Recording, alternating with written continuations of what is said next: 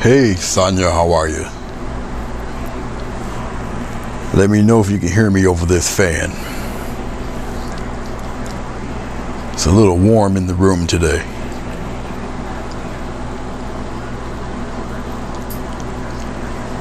So,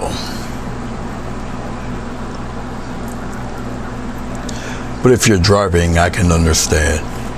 I do believe you were alive a little while ago when you were driving, so. If you look down below, we're gonna play with all right, thank you. We're gonna play with some craft paint. The only thing that's thicker paint is the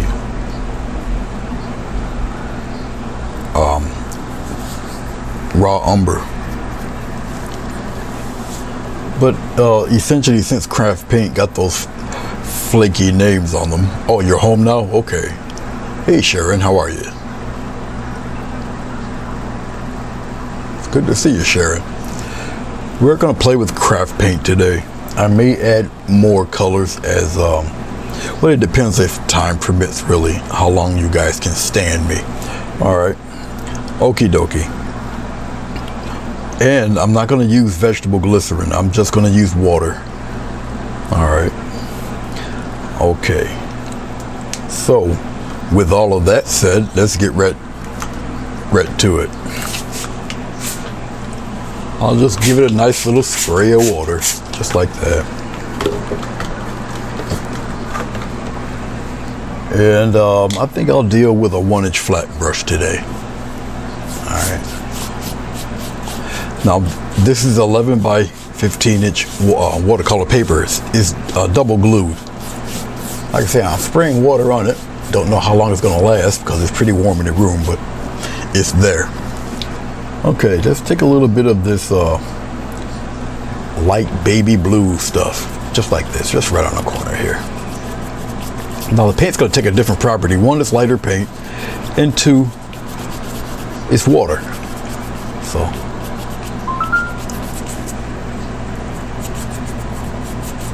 So we'll see what happens. Now, when using water, you really want to prevent brush strokes if you can. Okay, I'll probably be spraying this again. So you just have to approach it a little differently. All right. I'm just going to get a little more blue.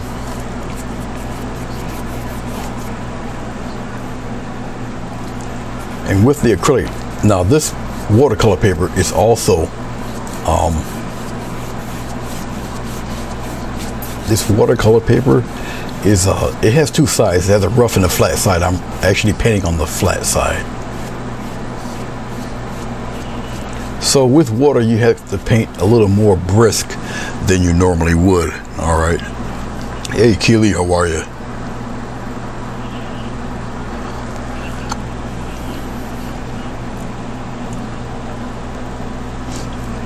So actually I'm kind of gauging things a little bit.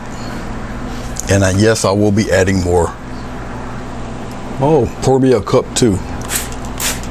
I'll be, as you can see, putting on more water.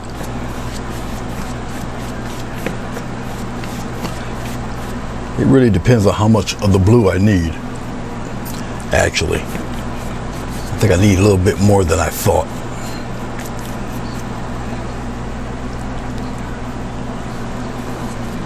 So I'll just pack on some of this blue. I can pack on more than what I would think I need because of what I'm going to do. So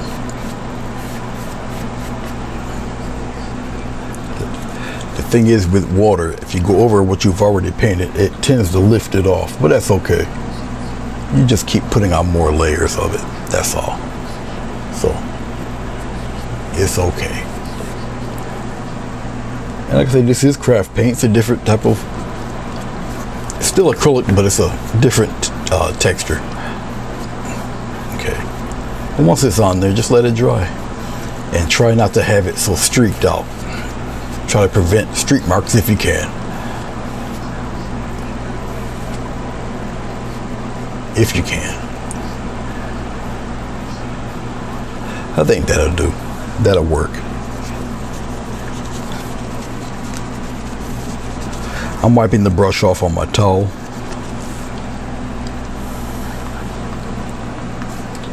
We're going to work a lot on values.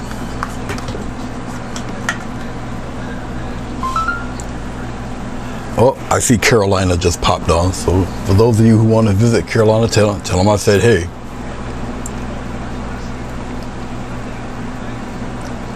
We're going to pop on a little bit of blue now.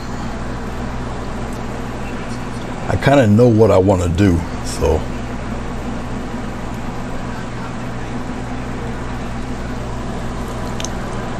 And we'll kind of do it right from here.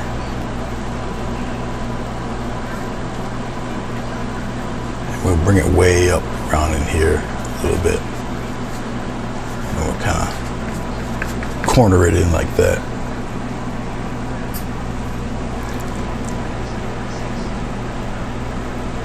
Once again, this is craft paint. Not the expensive stuff that you normally see me do or deal with. So when you put it on at first layer, it's kind of streaky, looks kind of like blah, but it's all right.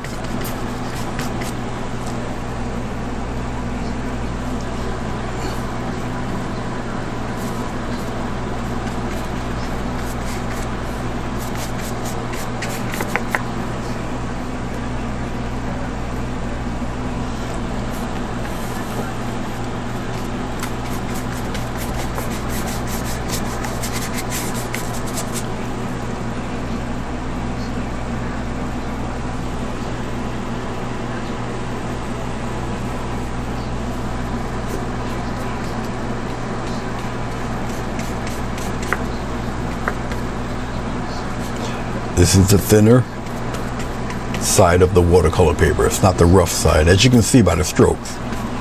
Okay.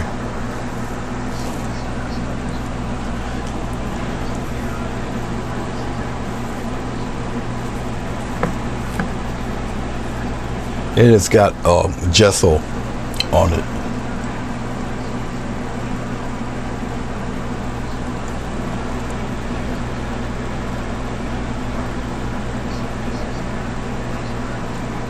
Being that it's warm in here, I've got gesso on this. And I'm working with very watered down paint. It's gonna give a different look, once again, different approach. Okay, so you pretty much almost have to wait for, the top layer to dry a little bit before you start building layers and stuff. Once again, I'm just making it a little more solid, just blocking in things.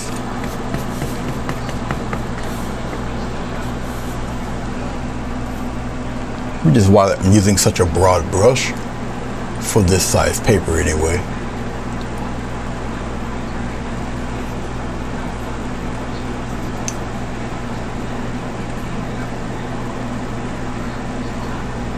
I'll start tightening things in a little while.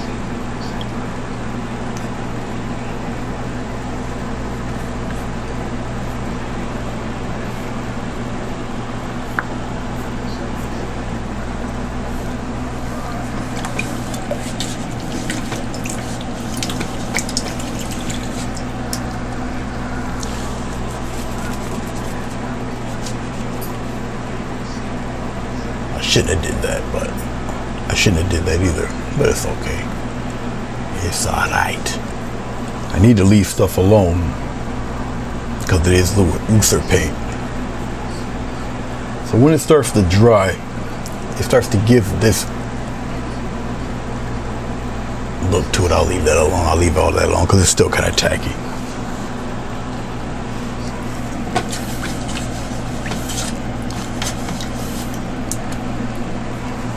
So I won't touch it. I'll leave it be.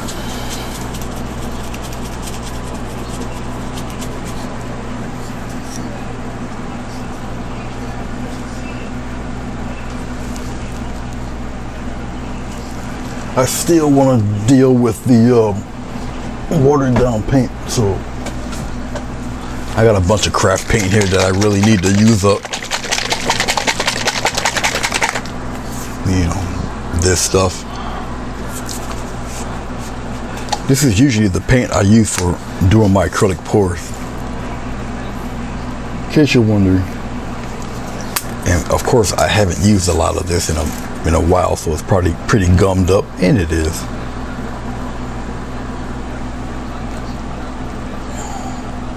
There.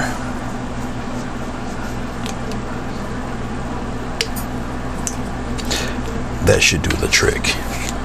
It is pretty, when you haven't used it in quite a while, it will tend to get a little solid on you.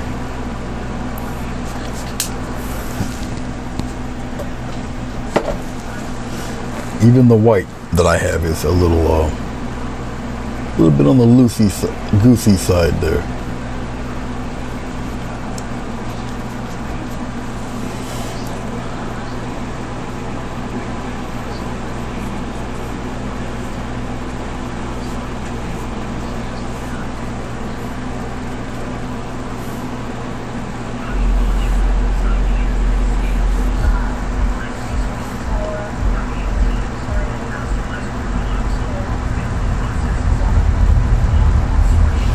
Sure, it's fine and we'll learn techniques with, of course. There's nothing wrong with it. I've done stuff like this before where I've used craft paint to make my paintings, like I'm doing right now. There's nothing wrong with it, you know. It's kind of why I'm probably doing this, is to show you can make paintings with craft paint. So hopefully I don't mess this up too bad. It would make me look like a liar, wouldn't it? I'm gonna just brighten up this yellow a tad, all right? Even the white is not, it's not titanium white. Once again, with craft paint, you just have to build your layers a little more. That's all.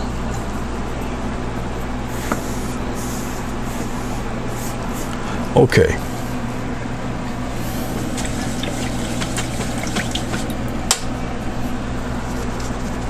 And yes, I'm still using the same brush. I know. Okay, we're going to talk about values. Obviously, we know where the lightest value is. We're going to start building off this guy. So let's make pretend this is the lightest value. All we're dealing about right now is just the blue here. Okay, so let's make pretend this blue is the lightest value. All right. Okay, we're going to mix a little bit of this brown into some blue. We're going to get a mid value here. Now remember, keep in mind that this, what I'm making right now, is a mid value for that make pretend white value there. So I'm mixing in a little bit of the dark blue and this very deep brown. Okay, and here we go. Let's put this mid value,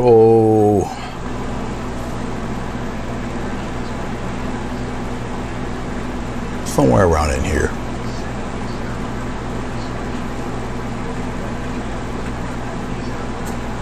And right now I'm just thinking mid value. So we kind of pop it in there like that.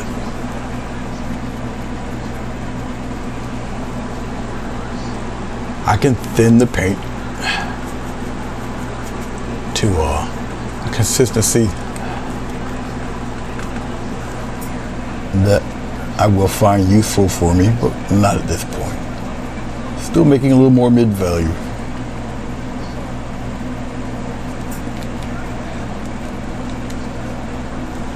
Once again, it's just looser paint. I'm just shaping things up a little.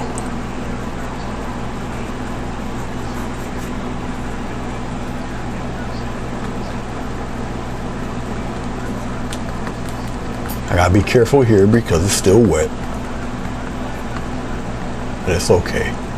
We'll be blending a lot of this stuff anyway. And this is mid-value. So it's alright.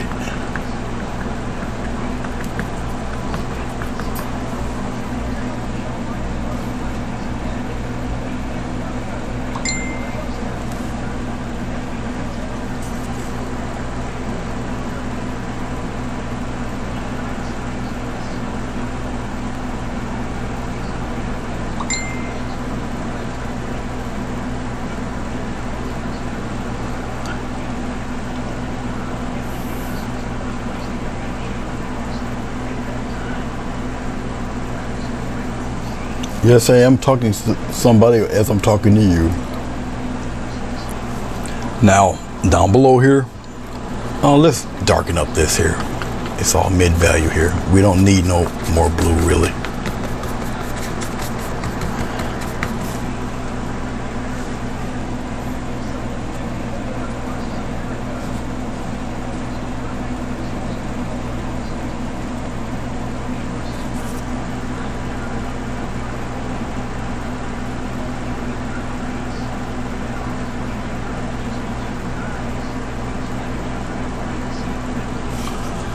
And down below here,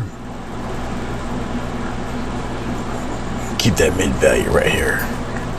Now this will help accentuate that yellow. I'm gonna get it as thin as I can without doing what I just did. So we'll straighten that out right now.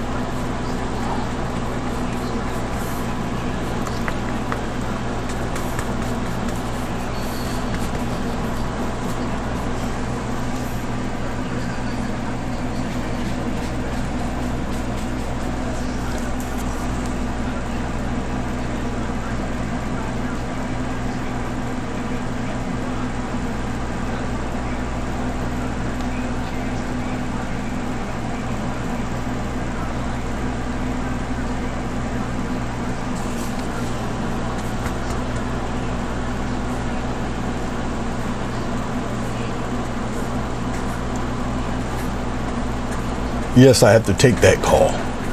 So you'll see me stop intermittently to answer.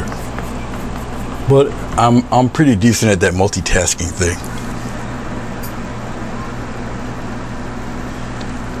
You can't tell where I'm going with this yet?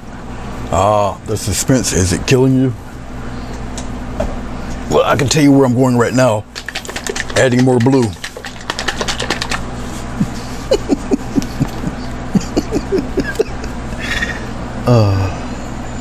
I know I'm teasing.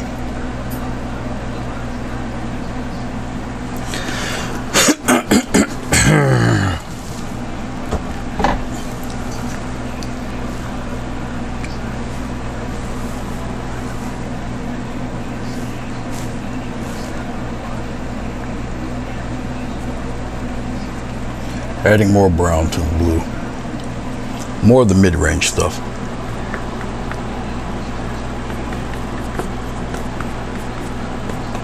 Yes, it looks kind of patchy. Looks kind of crazy. It's all right. Don't worry. We'll get it there.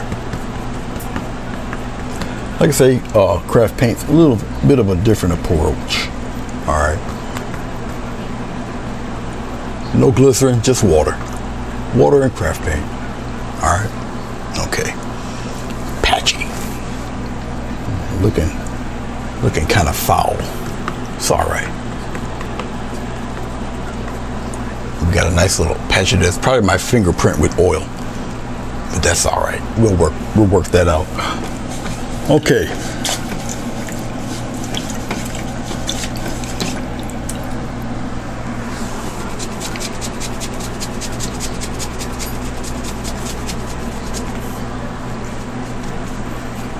Hold on for 1 second.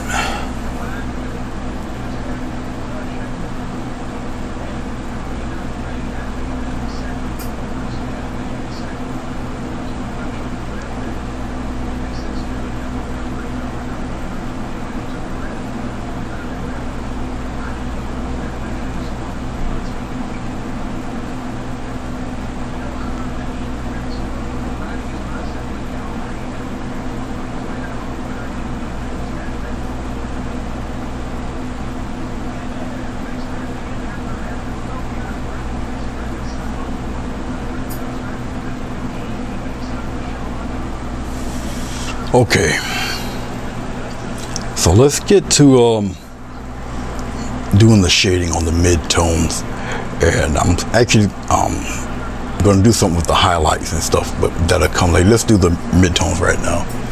Let's kind of blend all that in. For starters, I like to use a filbert. You would think I'd have a smaller filbert laying around, considering how much I like them. Or we can get this one. We'll deal with this one. This one to do.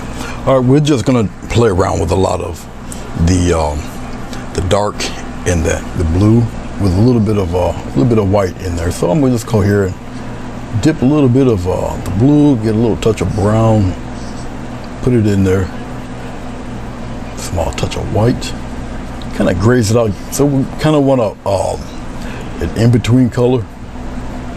I'll dip into that darker mix here. I'll get it a little darker. Probably more swing it toward the blue side maybe. Okay. Now that I've done it, I got to wipe probably quite a bit of that off. But we'll see it as we go along. But we're going to kind of fluff around and play with the edge here. And keep it rounded like this. Okay, I'm gonna wipe plenty of this paint off now. I gotta do this while the paint's wet. Almost like a dry brush deal. Then we'll start blending in things.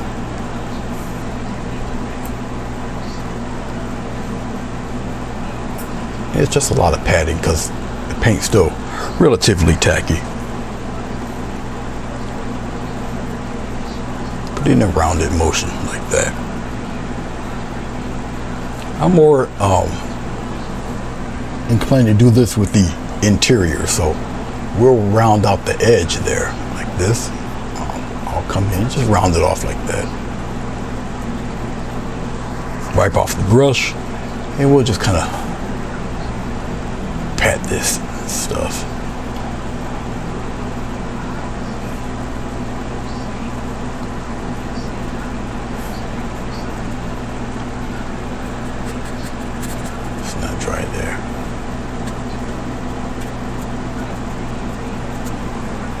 I'm going to keep playing around with that.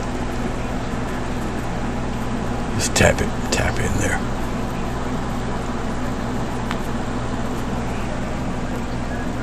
Give a little bit more of the mix. A little brown, a little blue, a little white. I still want it a little more on the blue side.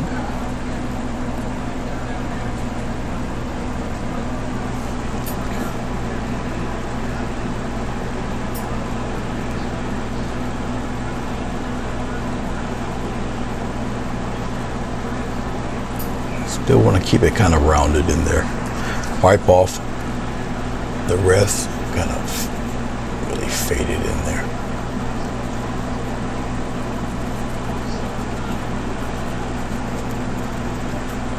There's no glycerin here, this is just all water. Water where I put it anyway.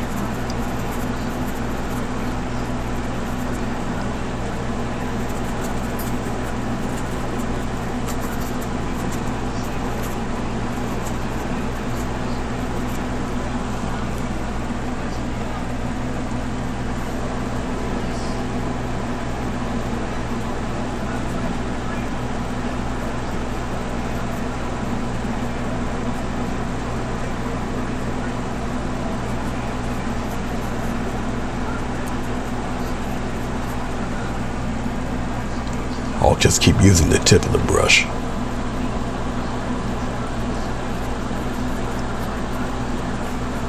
Just manipulating values. See, this is going to be the medium part here.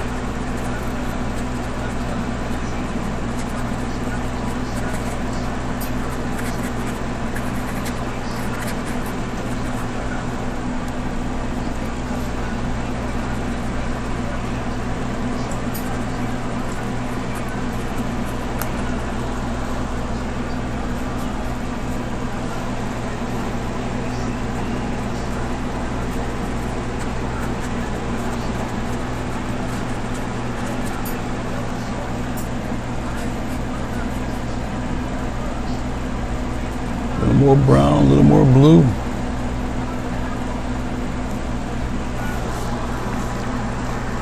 I'm painting on the flat surface. There's no texture, just a flat surface right now. Sharing.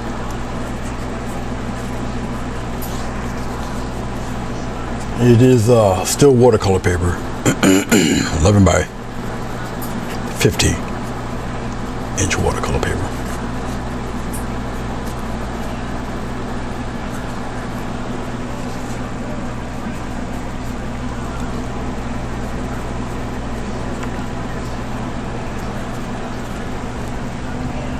A little more brown, a little more blue. This is thin paint. It does tend to dry quicker. There's no medium, so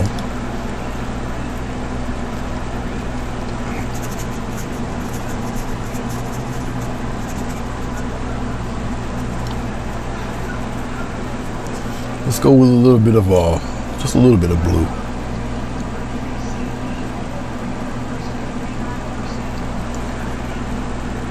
We'll tighten up this edge here. We'll fade some of that blue into that grayish color.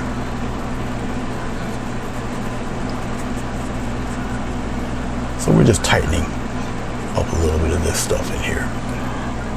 Straight blue. Tighten up the edge.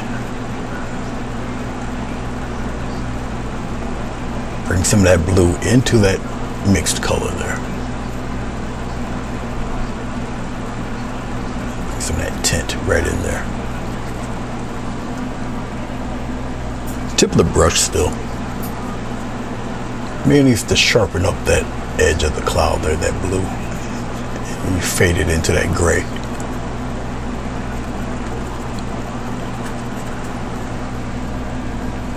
So once again, just tightening that edge right in there. And kind of blend and tap in some of that gray in there. Bring it right in there, because this paint is thin, so it's not as opaque. So you can kind of work with values that way. Just keep working at it.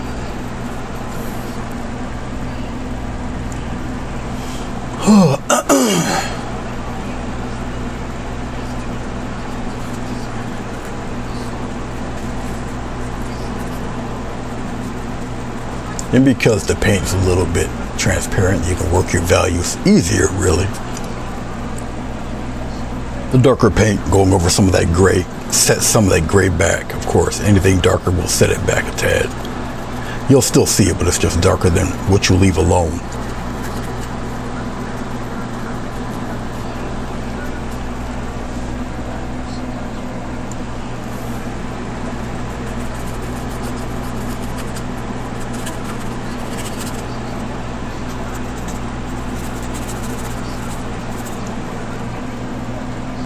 Yep, I will bring some of that blue up in here too. You're not coloring every bit of that gray blue. Okay. Not all of it.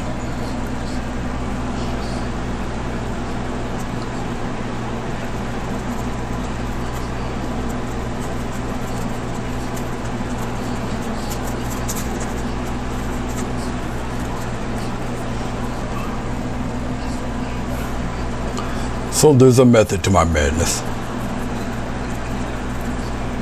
And it is madness. But you can kind of work the same way with thin paint as you would thicker paint. You just gotta work more at it. All right.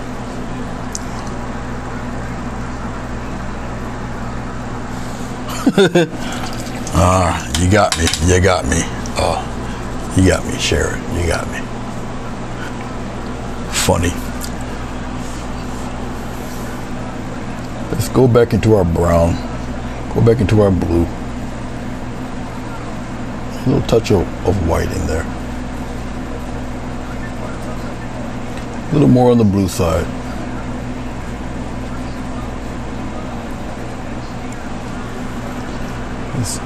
Let's beef that up a little bit there.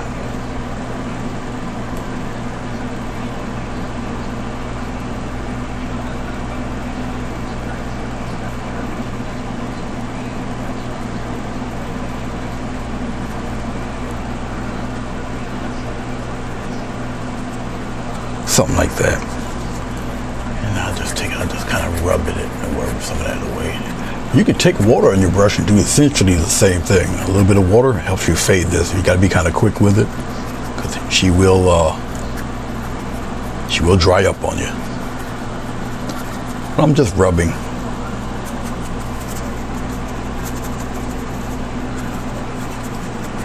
Some of that extra stuff there. Like that. All right. All right. Okay.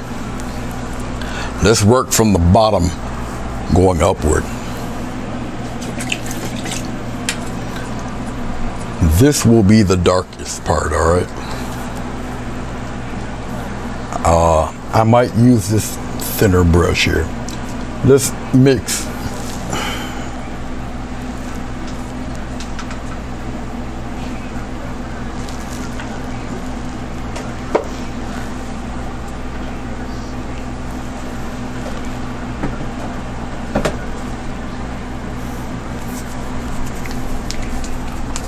Trying to make sure I got. I guess I do. Let me see. This the one, or I try to pick the ones that are already open. And I think I have one that's already open here, so bear with me 1 second.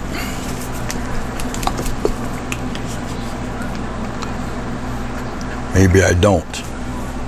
I could have swore I did. Hold on. Maybe I don't. I don't think so. Alright, that's not gonna happen. Alright, I don't. Hold on. I gotta open up a brand new one. I don't really consider this it's watery paint, but it's not really that craft paint. But pretty much in the same vein. Kinda, sorta. But for all intents and purposes, I'll use it like that today.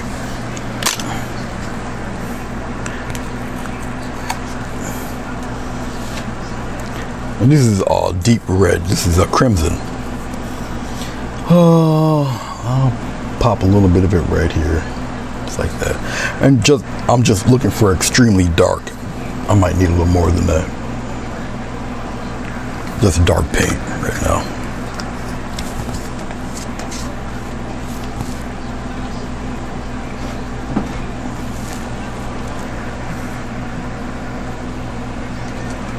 All right.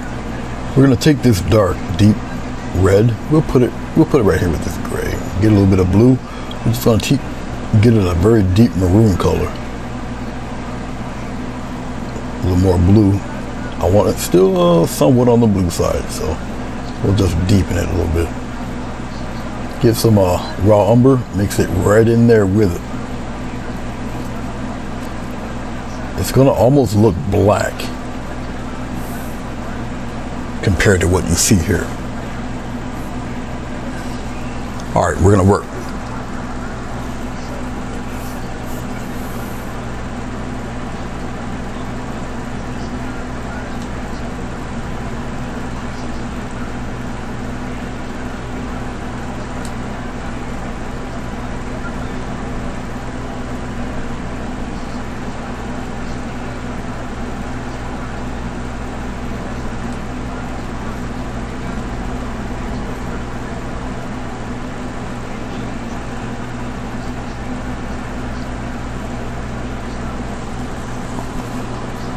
I need that dark right here.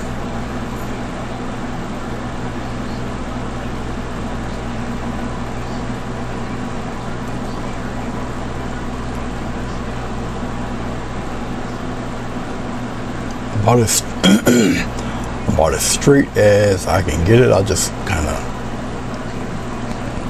do it this way, then I'll tighten it up a little bit.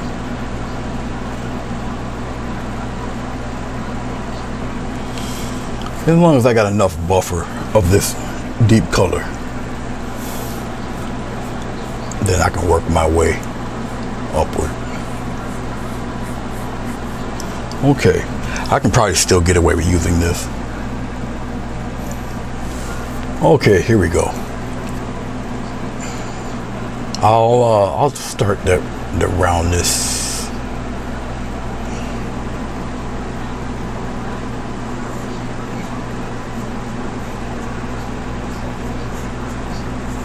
down in here.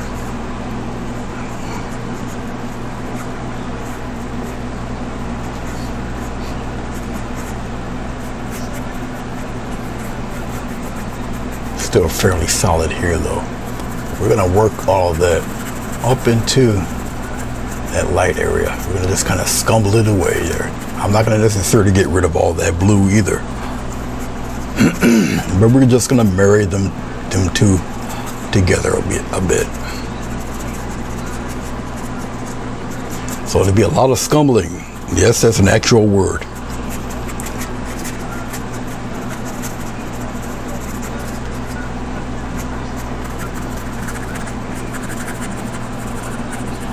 Basically, it's just a fancy word for dry brushing. All right. I'll get this pretty solid in here, but then I'll start to, once the paint starts to wear off, I can kind of scumble all that shading in here.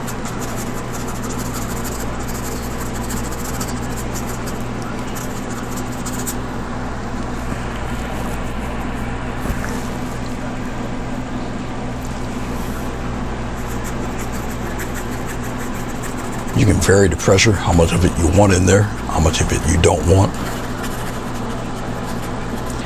If you feel you messed up, you can always go back. That's the thing about acrylic paint. No matter what variety you're using, you can always paint over it. If you feel you might have kind of damaged it up a little bit. But if you feel you did, just hold on a minute, finish, follow through what you're doing.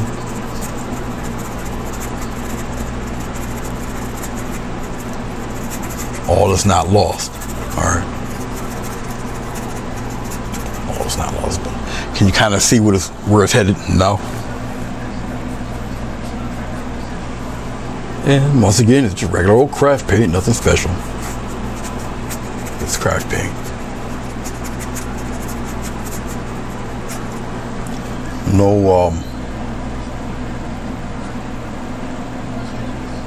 water. Only water I've used basically was for the foundation. If I need to thin anything else up, I will do that.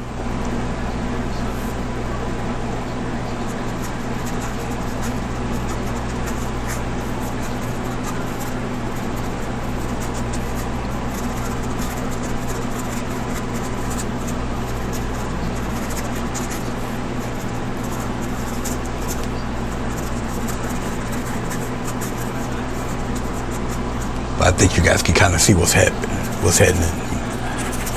Okay. Large, overcast cloud. But you see a sense of roundness to it.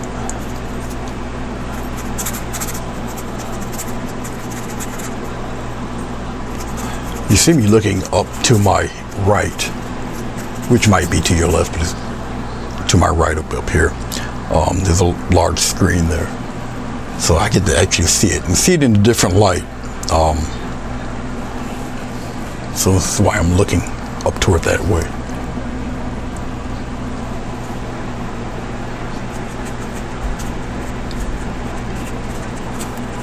Still scumbling.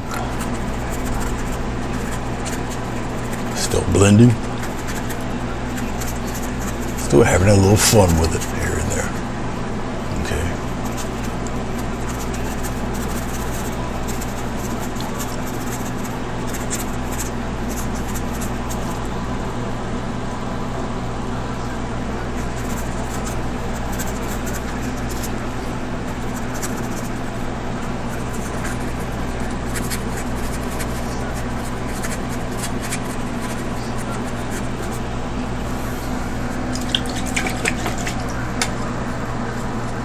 Hello, Beverly. How are you?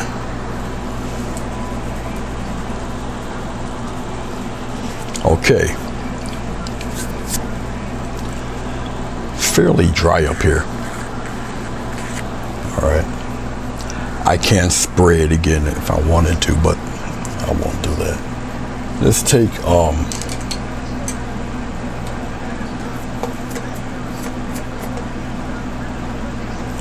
Let's take a small flat brush. I would really rather use a fan brush for what I'm about to do, but a flat brush will work equally the same. Okay, let's accentuate somewhat what we have here. All right, I'm going to my white. Oh, I'll put it right here somewhere. Going to a tiny touch of blue. Kind of put it in there. It's just like you're kind of tinting the white a little bit. I'll probably end up wiping most of this off. Okay, but right here on the outside here, we're just gonna take it and we're just gonna, I'm just gonna scumble some patterns in there, just around the edge here.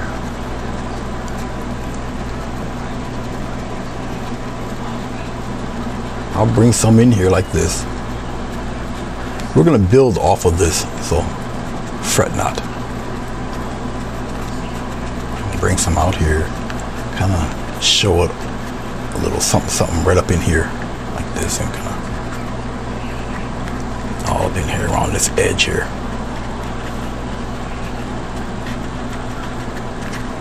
Okay.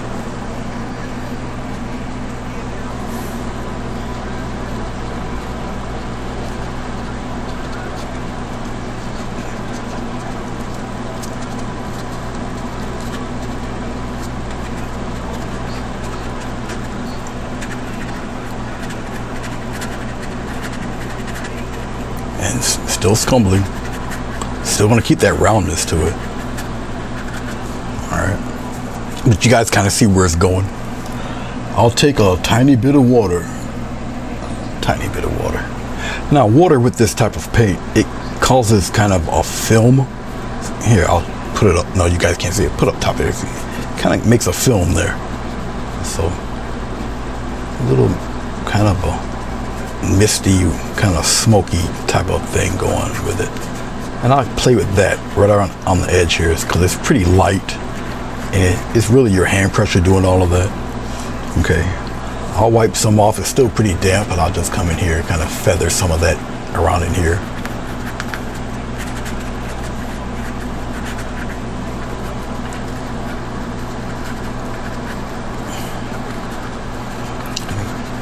Even give it a little glow. Go in circles like that. Go in circles. So it kind of gives it a glow in there. Round. Go follow the roundness there like that. See that? You see it here at the start of it here. All right. Stuff like that.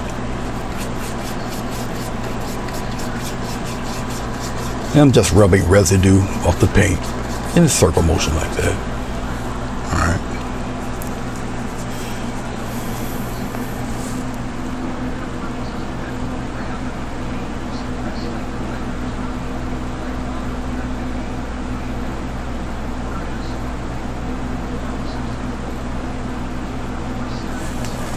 I'll take a little bit of, no I won't, never mind, scratch that. I'm just take a corner of the white, little touch of blue. I mean, I'm a little tiny touch of blue, put it in there. So it's kind of off-white. So that's not, obviously that's not pure white. It's just a little off-white there. And once again, repeat again what I've done on the other side.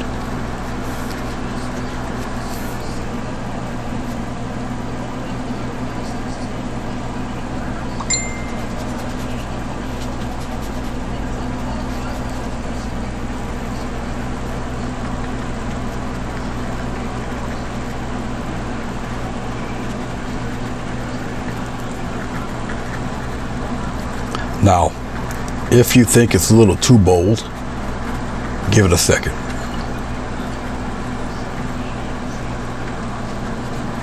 Just give it a second.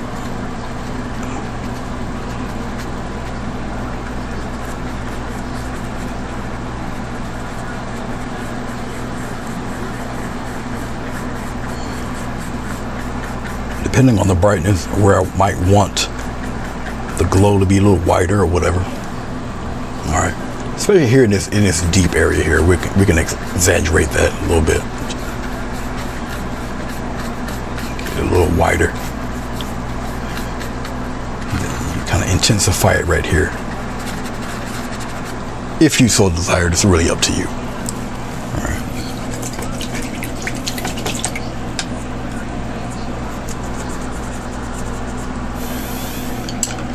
Hold on a second.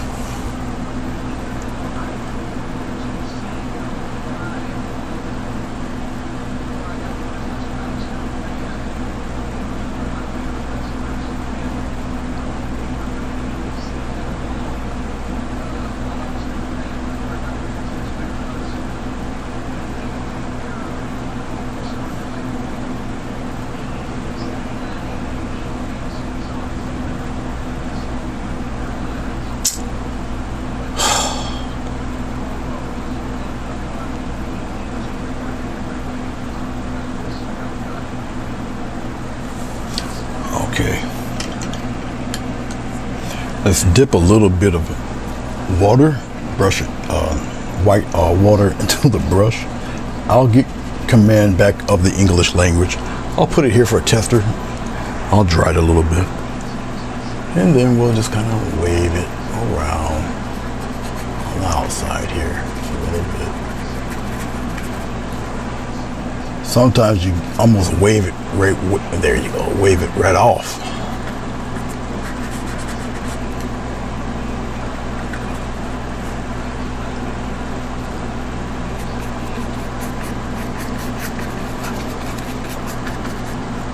But see, you can always, once again, do it in layers. Let's come over it again. All right. Okay, dokie. And remember, this is not pure white. It's still off white. Okay. Okie dokie. Let's move on.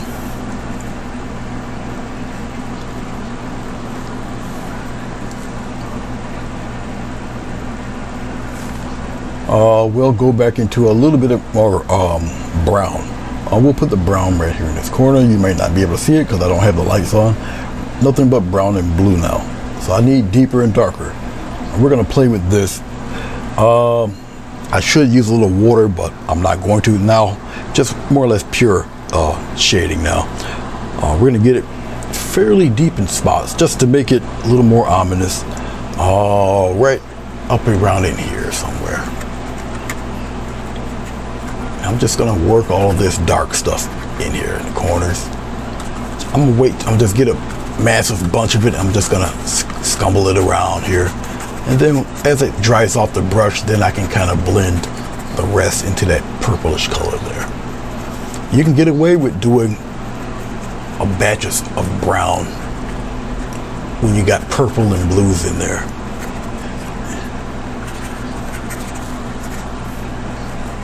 And I'm just scumbling some of that nice dark right into the edge of the clouds down in here. So it's just a lot of dry brushing. So it's mysterious dark colors in the dark colors. You got me? Okay. And yes, I'm going darker down here. Whatever is the darkest value, that's what you want on the bottom. Okay. But because it's so dark, I'm gonna get away with a little bit of water. Almost said yellow. This is about as far from yellow as you're gonna get. Now I can add water to this paint. It's gonna just maintain its value of being that dark, almost like a glaze. All right. And as it dries, you know, I can scumble it around and play with it. Just dark on dark, but it's a different value of dark, so you'll still be able to see it as you can see right here. Now this is for those who want to add a little bit more. Well, thank you, Beverly. What kind of puppies do you have?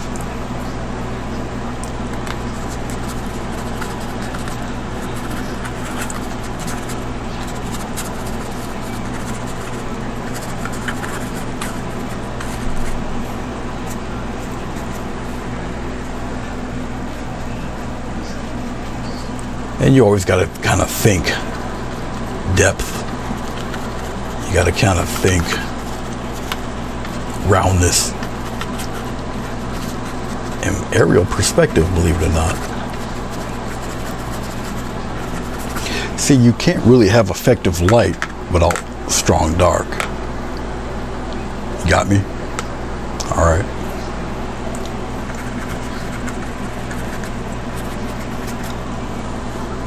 All right.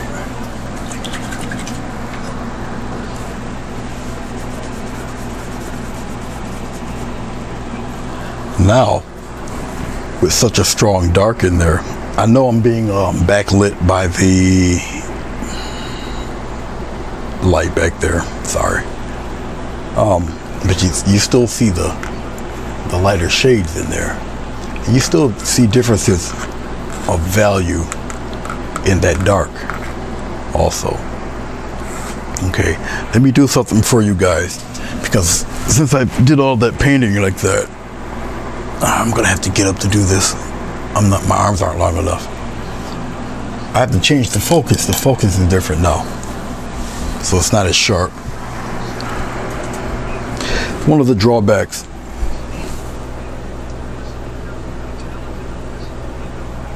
There. All it is really is a slight touch, but I gotta get up and turn around like a broken toy to do it. Okay.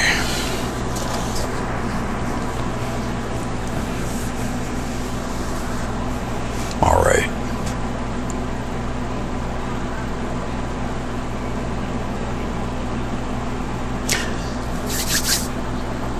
Now you see the yellow white line here, which I can get a little stronger, because it's just not really even. I can somewhat cheat and do that. I would prefer it to be a little more even than what I'm looking at. So a thin band of tape will help solve a lot of that.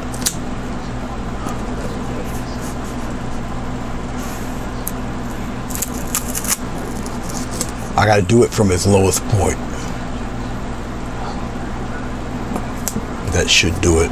I'll just kind of firmly press. I should have enough.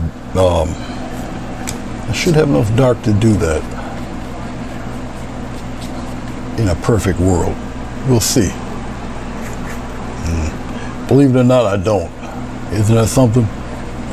So I gotta mix some quick dark just for that little part. Sad, I know, but hey, it is what it is. It's all right.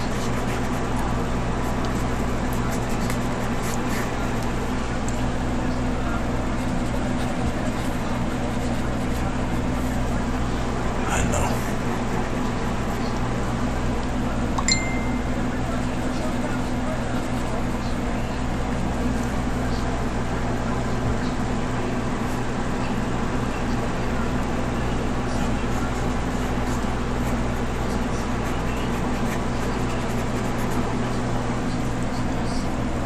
What I'm doing is trying to baby it, and I can't. I have to really mix it and really put it on there.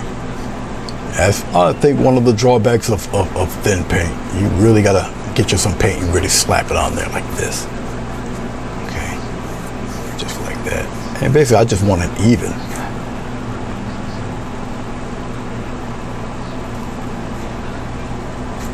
That's about it.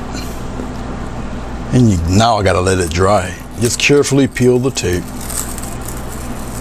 But down below is dry. It's one of the advantages of, there, now that looks a lot better for me. Even though I'm gonna obscure that, that still looks a lot better for me. Okay.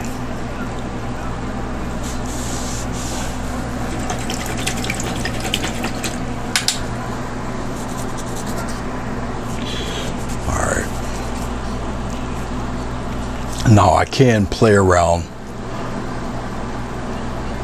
with a little bit of glowing stuff in here, but I really don't kind of want to. I kind of like what I'm looking at right here. And like I said, there's all sorts of texture. There's all sorts of happy stuff going on in here too. You still see some of that blue in there. You see the darker colors. And you still got some of that blue there. Then you got a little off-white here. It's not totally white, but you know, you got it in there. All right.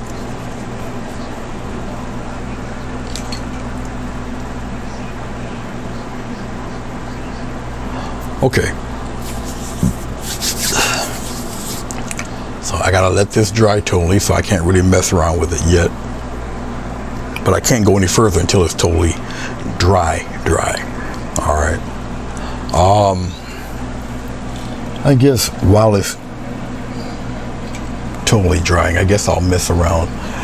This is just me wasting time now until that stuff kind of dries out. I'll get a little bit of white. I go in here. I don't really want to, but I'll kind of pat around some stuff in here. I really don't want to do that, but I'll get most of it off. I'll kind of scumble it around a little bit here and there.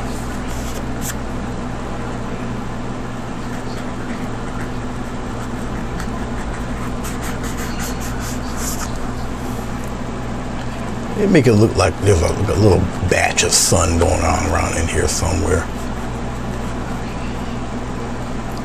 Not much happening. Just, you know, in certain areas. Maybe this little pocket in here. Have it less and less going that way. So, you know, it's kind of got some directional thing happening there. Maybe a couple of little wisps of crap in here too. Like I say, it's just me wasting time, really. Okay, I might have to pop on that light back there. Oh, Beverly, you haven't answered my question. What type of dogs? If you're still here, if anybody's still here, really. Then again, you guys might be talking to me and I don't know. Let me see here. Nope. You guys are always quiet when you come to see me. Kind of looking for a little bit of noise. I don't get very many viewers, so.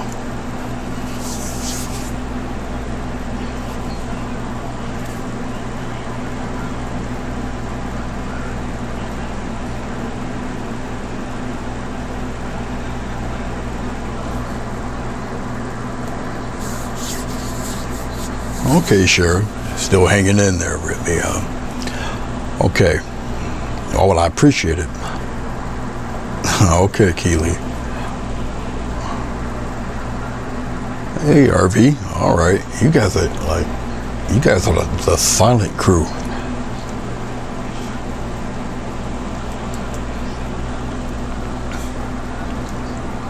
Even though I've put in that edge here, okay. Which might, for all intents and purposes, be kind of silly that I did that, but I'm gonna obscure this, all right, a little bit. Once again, it'll be in dry brush form, probably the same small brush, and I'm gonna build up that yellow white, and so it'll be a kind of a soft glow underneath here, even though I've made it such a sharp edge.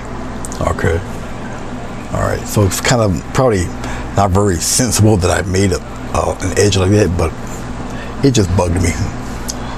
Okay. All right, a little bit of yellow or white, a little touch of yellow. Now, if it's too white, I can always correct it. It's no big deal. No big muss, no big thing. And I can go down below here, but we're going to obscure this very lightly. I am going to obscure that line very lightly. This is barely paint on the brush. As you can see, it look like some type of kind of glow from underneath there. All right. And just be mindful of how far you are with it. And it doesn't have to be exactly even. And you're really building up that kind of that glow. I'm just gonna go back over it again. I'm just evening, making the cast a little more even. And I'm gonna get a touch brighter and a touch brighter with every pass. So it'll be slightly more white than yellow, but you have to be very careful doing it, a very light touch. Okay, I'm gonna go from the bottom. I'll go from the bottom, and right where that line starts to disappear, that's about as far as you go. You really want that line to be obscured a little bit. So it's more that dark line there. You want to disappear, or at least soften it a lot. I'm gonna go into my white. I got yellow on the brush still. Now I know that's getting a little bit too bright. Okay, I can see the white there, but that's all right. As long as I get rid of that line, I can go back over it with yellow. So I'm not really concerned about it being too bright. It's another fun thing about working with acrylic paint. It's not that I want the line to totally disappear, but I can obscure most of it to maintain that its kind of brightness. So if I got a strong white, I can go up and above the line a little bit, as long as it obscures it a little, just a tiny bit. But dry brush is really the way to go when doing something like this. You'll see in a second. So you got little pockets of really bright sneaking through there. It's not really totally always even. I can probably get away with it being that bright also.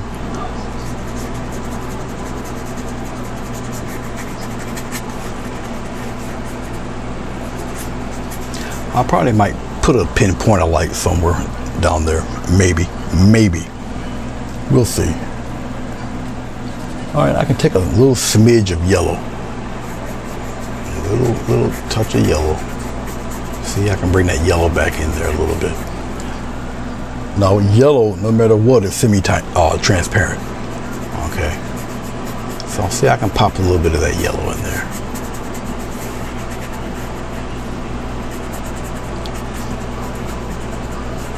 Right on top of the white. Doesn't matter. Just like that.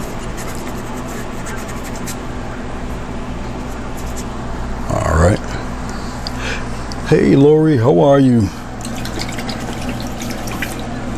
I don't know if you see me wave hi to you last. I think you were on last night. I believe it was last night. But I did say hey. It's good to see you. Okie and dokie. Let's play for a second. This is another good thing about acrylic paint and craft paint or the heavy body paint and water is that dry. All right, it is dry. Let's play. Let's do something. Watch this. Up to you. I'll use the thicker tape. Now it has to be totally dry before you can attempt this. Okay. Little 1-inch tape here. So for those of you who don't have very steady hands or whatnot, let's do a little bit of this. Let's just take this tape, just kind of put it on there pretty firm, like that. All right. You can actually reuse the tape. Let's go with a brush of. I could use a fan brush, but I don't want to. I guess no, not that brush. It has to be a flat brush. I guess I'll use the 1-inch variety. Here, same brush. Okay. Let's take a small touch of water. We're gonna dry off most of this water anyway. The brush has to be damp. Let's go with a little bit of white paint, just a little bit. I'll just put it right here. You guys probably don't see it very well because a lot of this is not, that was a touch of yellow. A lot of it is not lit here because it's still daylight here in the room, but the camera will interpret it a little differently. Now that I've got water and my yellowish white paint on here, I'm wiping most of it off on my towel. Yes, I know. Very lightly, very lightly. Angled or not, it doesn't matter at this point. But I'll just get a little tester right here. Might be a little too yellow, need more white. So I'll get a little more white. Just get a touch of white. Yes, I'll do a quick tester. Once again, wipe most of it off the brush here. Little tester. That might do it. We'll find out right now. Okay, and just give it a nice little light stroke down like this. All right. You can, there's water on this. All right, so I can kind of get away with it. If it's too strong, I can, kind of knock it out there. So if it's too yellow, you can kind of tell. It might be a little too yellow, so I might add a little more white to that. All right, so I will leave the yellow alone, just go with white. Still a dry brush fashion. I'll kind of brighten it up a little bit as I go straight down like that. That might be a little better. All right, then you just lift the tape up. Carefully. Don't rush peel this. All right, so you got one. All right, okay.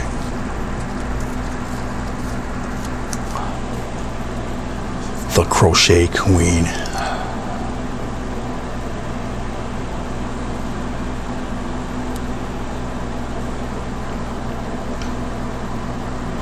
You have to keep in mind also the angle of the glow. All right. So keep in mind of, the angle of the glow. Very lightly, just going down like this.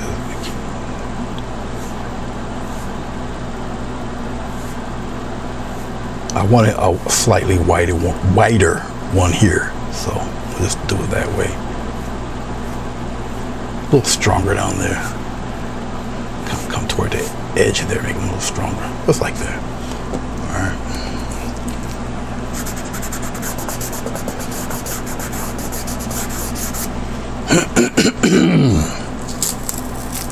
Remember, don't rush it.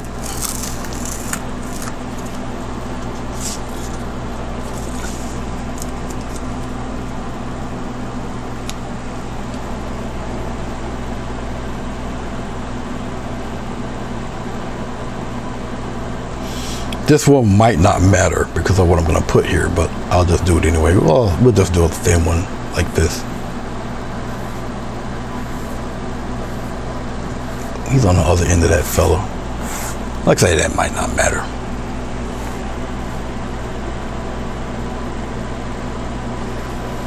Yes, I can do it freehand. It's all right.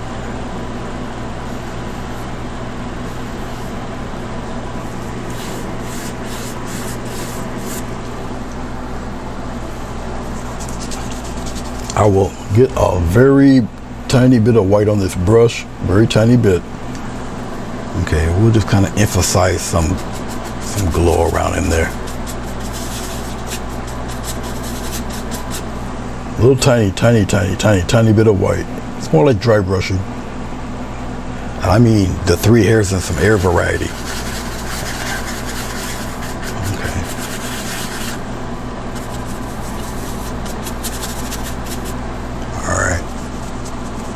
Just a little intensity in there. No more, no less. It brings the clouds back, emphasizes the glow, and brings that out a little bit more. So you're doing 3 things at once. Sweet, right? Okay, enough of that. That's my little tape trick.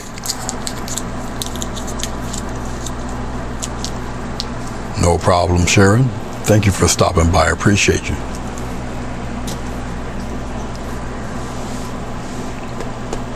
All right. Okay.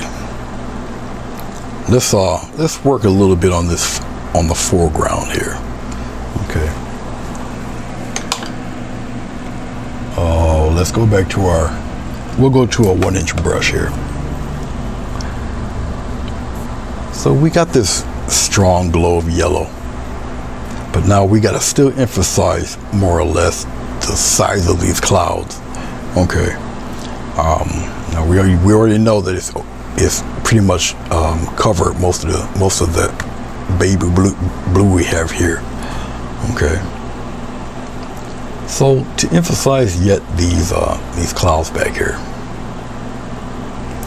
we'll probably now this is the reason why I also put white in this yellow, because I have to kind of incorporate a little bit of blue in this. So we'll go with our blue red in here, and a little bit of both blues. Now the yellow and white that I'm painting on top of is pretty much gone. It's dry, so I'm not really concerned about that. But I do have to mix plenty of this stuff. There we go.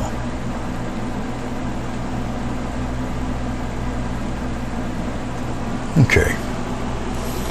So we're gonna come down here. Now I could have went dark, but it's not really necessary for what I'm going to do. It would kind of defeat the purpose a bit. But we'll try. We'll come up here. We'll just paint some distant little hill things here. We'll kind of like that, and we get one almost up in there like that. Come on down like this. Come back up around like that. All right. And we'll bring it down a little bit. Got to give a little body to this stuff here. I'm flipping the brush around. I should have more than enough color to cover this. All right. In a perfect world, I should have enough color.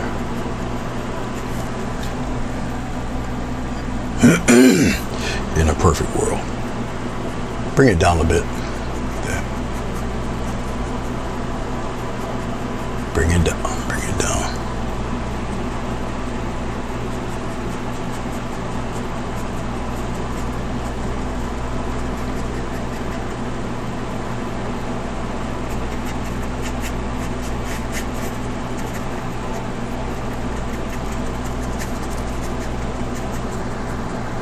Hello, Stephanie. How are you? Okay, so we've got that there. All right.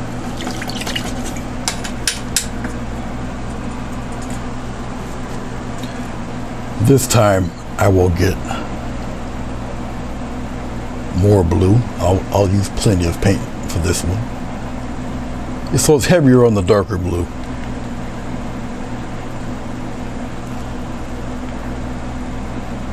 As a matter of fact, we'll put a tinge of that lighter blue in it. Just a tinge. It'll be a slightly darker. Solid paint because I want it to dry fast. Okay. All right. Another row of mountains. We'll put this one kind of going down a little bit like that, and then we'll kind of.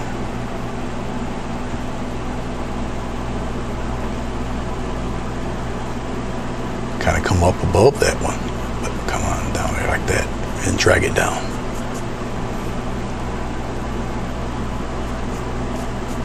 Drag that down.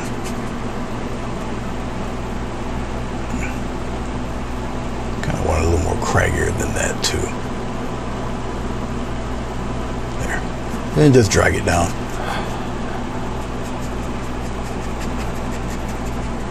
Bring it straight on down there. I'm just really just dragging the color down there.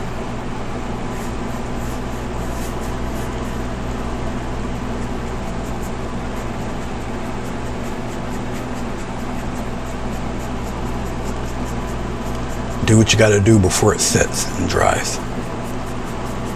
Work kind of briskly here. All right.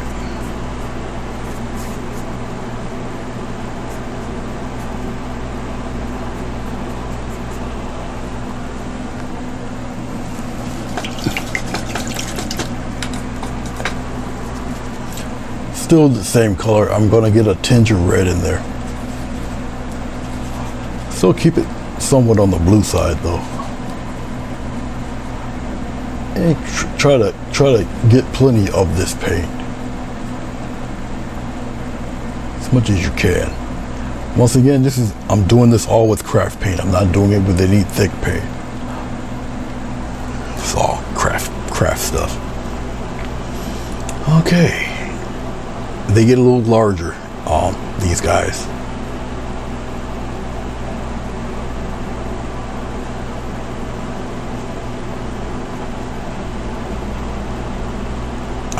I'll throw a peak up here like that,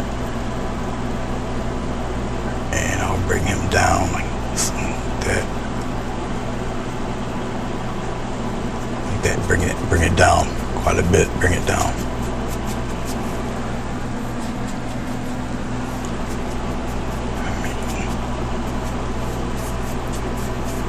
Bring it down. Bring all that downward. Now while paint's still wet, I can still manipulate, and I'll just mix. I'll mix while on the board here. Slight touch of red will bring that maroon back.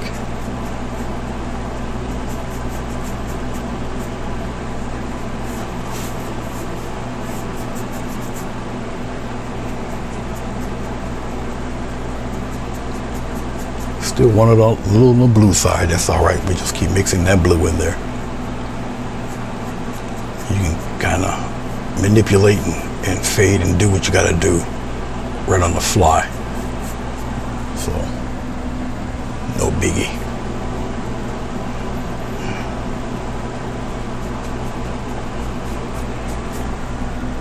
A little touch of red in there. Bring that kind of purple tinge back.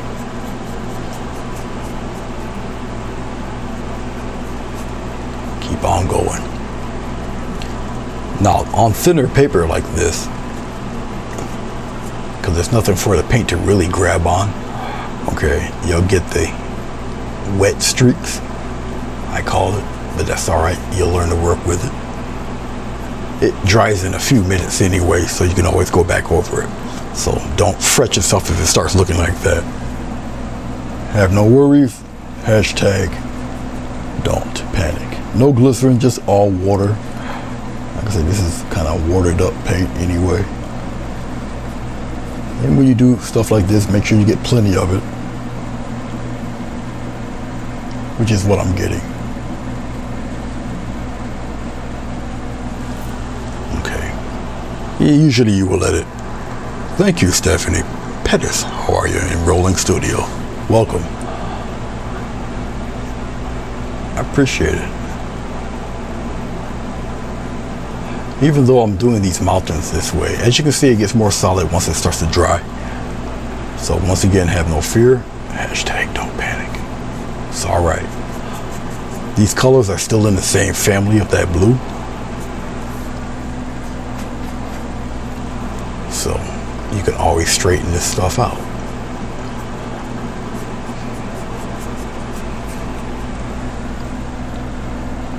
And if you find you don't have any more, make some more, which is one of the reasons why I have a small palette. So you can easily mix and remember what you've done to achieve the shade that you have. So you get more comfortable with mixing your colors and all that grainy goodness. Now, as we're doing this, I'm doing this, all right. I'll bring some down below, particularly down here. I'll just take a little touch of water, which really won't matter much. It just thins it out. I'll just bring it down here a little bit. I'll darken it. I just wanted to block it in. Just got to get more blue, more red. It's a pretty deep blue that I have here. Yeah, I'm just basically blocking. Like I said, I just want to block in more of a solid color there. Now the streaks only coming because I'm using a smaller brush, really.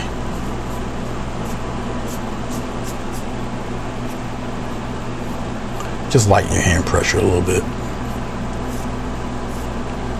Okay, if I gotta go back over it, I'll wait for it to dry a little. That's good enough. It does not have to emphasize any real major detail here at this point. Nah. We can bring, you gotta wait for it to dry, but we can bring that glow straight down. And we're gonna do that, just gotta wait for it to dry a tad. We'll wait for that to dry, we'll build that back up. No worries. Let's take a soft brush. This is nothing but a Walmart hairbrush. We'll show it this way. You guys get a good look at it there. Then you're gonna look at it. It depends if you're looking at me through a computer or a phone. There it is there.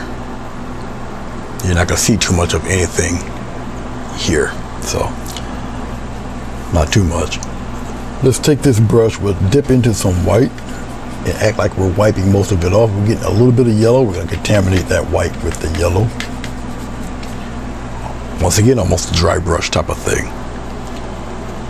This row of the mountains back here, we'll kind of obscure them a little bit. Very light touch, very light touch, very light touch, circular motion. We'll kind of get rid of some of that. We'll just kind of put a little glow on them down back there. Obscure them a little bit. I want more of the action that happened on the mountain itself, not above the mountain. So this will be another building up process, more or less. If it's too yellow, just get a little bit more white, just a small bit. It's kind of a tester. You want more of the stuff happening below the mountain than above. So we're just going to obscure it a little bit, round it off a tad. Just where you see some of that line, the mountain line disappear, but it's just start to get a little light, then you move on. Okay, you have some a little thicker in spots than others, but basically, and circular motion would be best. Even if it's a super wide circle or whatnot, but a circular motion on the bottom would be best, a U formation. But it's a dry brush that you're doing this with. Okay, I'm just touching up a little more white. Over here on the side. Just gonna obscure the line of that mountain back there a little bit.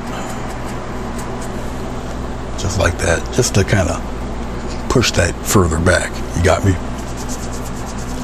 All right.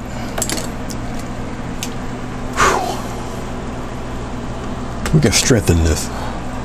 Let's get a little dark blue. Come back here. Get a little bit of red. If you can, put it a little bit on the blue side. And just keep adding more blue. You test it out over here. Still a little too red. Just slap some blue in there, just like that with it. You just get it close. Make it a little solid there. I still got a little bit of red in that. But be careful, because it's wet. Give it a chance. Let it dry. Because when it dries, it darkens. Follow me? I'm sure you do. I'm just putting a little more blue in there just because I kind of know where it's going to lean towards. So I'll slap some blue right on top of there. Just tint it with a little more blue. Let it be. It's not going to really matter by the time you see what I'm going to put in front of it. All right. Let that do its dry thing. It's got to dry because I got to, well, it all has to dry. This has to dry so I can continue the sun ray. All right, we'll put that back. Which, again, once I put the ray of the sun, past the mountain, it brings the mountains further back. Okay. All right.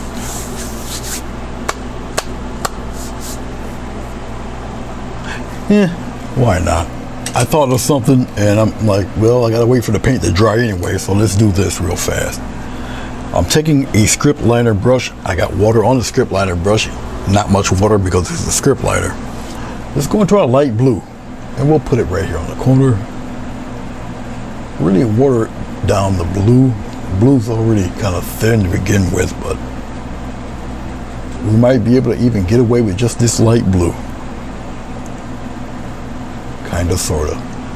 We'll see. We'll come here, we'll put like a, I don't know. Now once you do something like this, it kind of brings the mountain a little closer, but not close enough.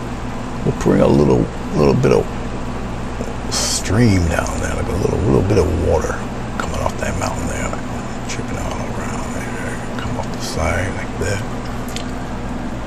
You may or may not be able to see it. I'll put a little tinge of white in there. I'll go back into my blue. Well, that turned red. I don't want red water. We got red water done turned purple. A funky kind of color. I don't want that. I messed up. I'm gonna do it again. A little white. A little there. There we go. Need some water. And the water makes it a little transparent because it thins the paint. The paint's already watered down to begin with. All right, let's see what this does. But this is a faint little river or whatever, mountain river. We'll kind of put one in there like that, and we'll kind of have it come out this way. It kind of makes your mountain a little closer. You put stuff like that in there. Oh, we'll kind of get one coming this way. Come off the page like that. Kind of go that way. Yeah, put a little something back there. Like that. All right, let's see, tiny little things here. Okay. All right, that's dry. Only takes a few minutes. Let's go back to our flat brush. Let's go back to our 1-inch brush.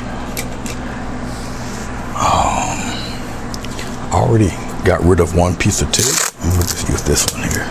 No big deal. Make a habit of folding the end of the tape. All right. Okay.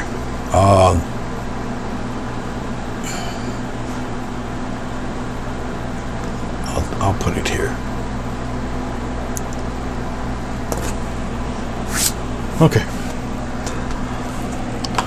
We're gonna get a little bit of water. Take most of it off the brush. We're gonna dip into a little bit of white. We'll put it right here. And a very small bit of yellow. A very thin, a very light touch. We just continue the light ray going that way, like that. We just kind of add it on, come on that way. It's all right. Fade that in there. Okay. All right. I really don't need no more than that, really. Be careful. Just peel it off very slow, like. Okay. All right. I'll take some more paint and water off the brush, and we'll just kind of add some really light streaks going down there. Straight as you can. Straight as you can. Soften it if you must. Okay. But anyway, like that. All right, more or less. Alrighty. That's cool. That'll work.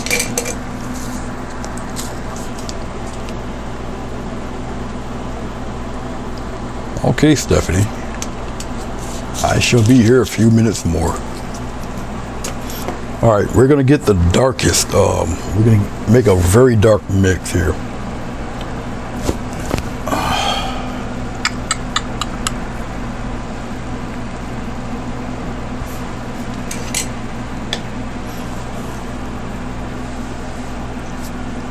We're gonna take a nice chunk of this raw umber. I don't know how much blue I have left. We're gonna just mix it together. Get a touch of red, deepen that color, just like this.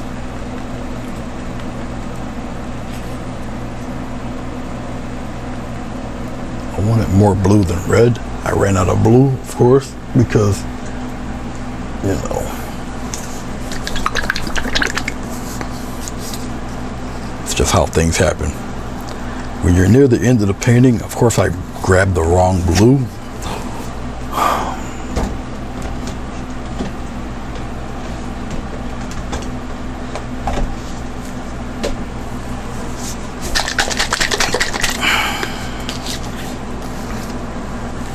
I tend to grab the blue that's the furthest away, which is wrong.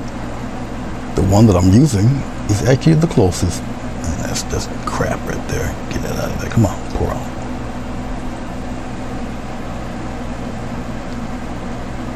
And the rest is just bad paint. I got a large dump bucket here. I'm just getting rid of the residual sticky, gooey paint that's like, it just comes from sitting because I rarely use this stuff, which is not good. Where were they at? Oh yeah, more blue. More blue into this. There we go. Bring that darkness back there.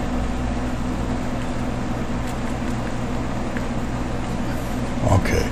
I'll just take the 1-inch brush and do the rest. Okay.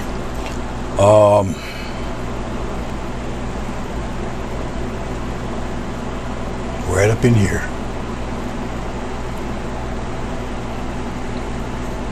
All up in here, down here.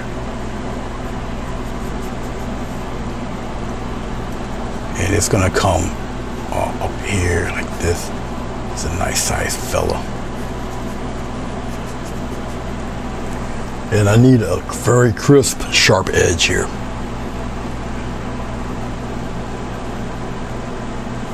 Very strong edge. Now, I may have to get this even darker to accentuate that it is right here in front of everything.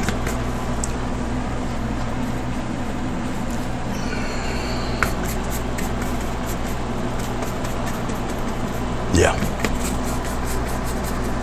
Even though I'm like at the end of the painting, I would really rather run out than to have too much. But I do need some dark brown here.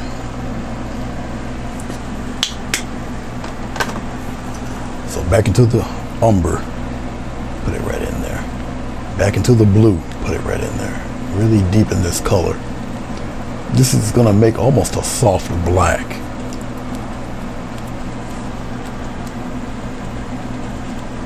So raw umber, look at that. Raw umber and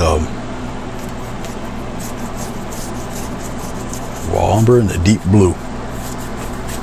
Now, if it turns out to be a little bluish or green on you, add red. But I'm gonna see what this does before I add any red.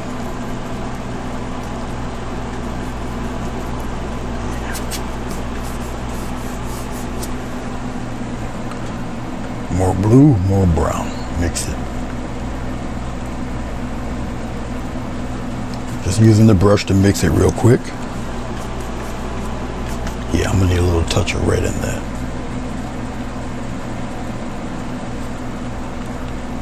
Red, the umber, and that blue will bring that red down a little bit.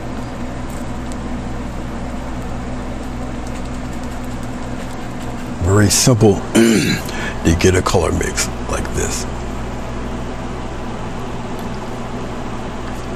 Bring it right down below, pretty dark, just like that. So you know there's a big something right in front of all of those, but you see how it just brings all of that back. Okay.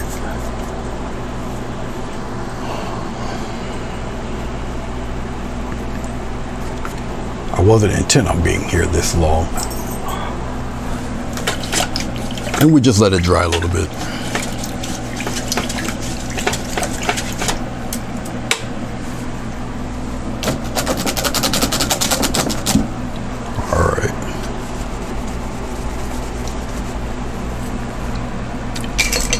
Okay, I gotta let it dry a tad. We're gonna work with a, now this is the part that doesn't really go too well with such a loose paint, is to add texture to stuff. paint's just generally not thick enough to do that. Therefore,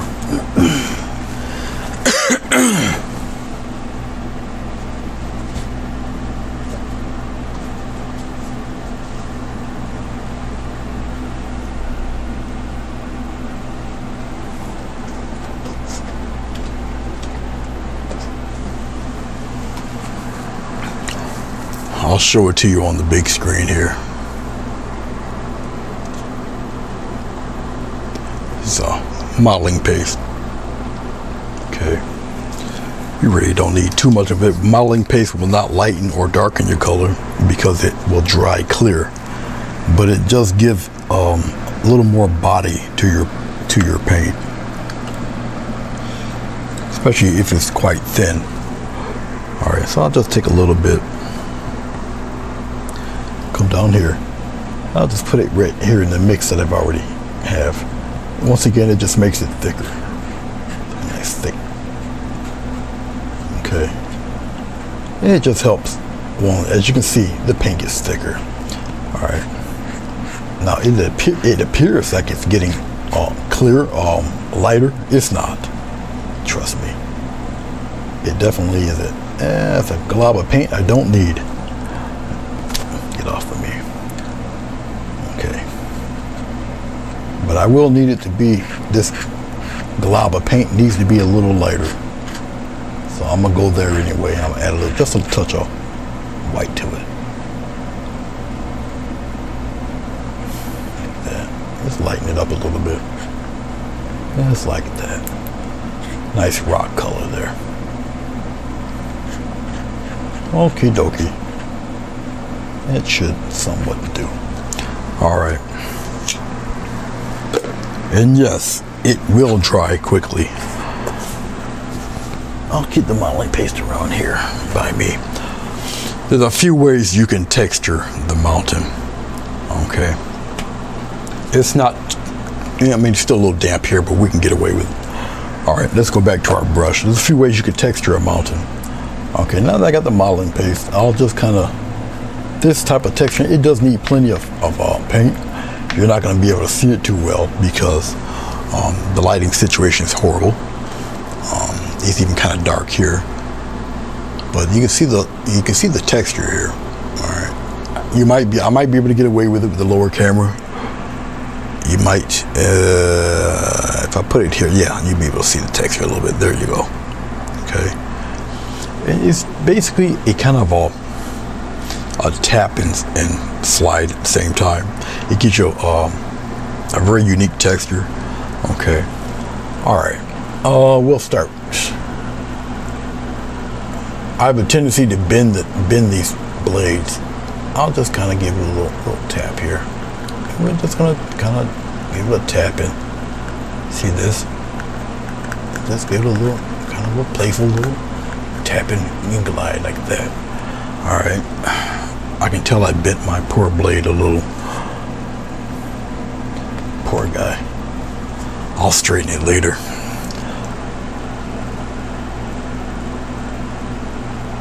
And you can kind of guide where you want this stuff to kind of hang out at. So this is the essential look of it. I'm just going to give it a little tap and see that. I'll bring some up around in here. Instant rock texture. Bend my knife back too. Poor guy. He's been through a lot. Right here, I'll give him a tip of something right at the mount, right at the edge really. Just like that. I'll give him kind of come around here. Little tap. I'll kind of round him off here. So I get a nice batch of that texture and then kind of tap it away. It appears to go into nothingness there.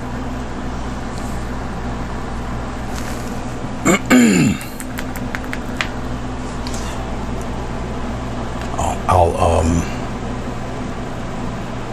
come here, give it a little flatness there.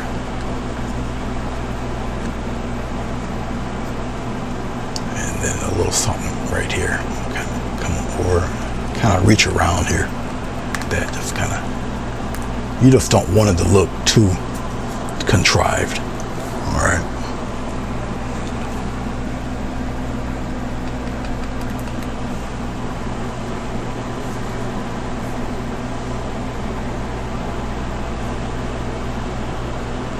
Let's do it here. Tap and have it kind of come this way.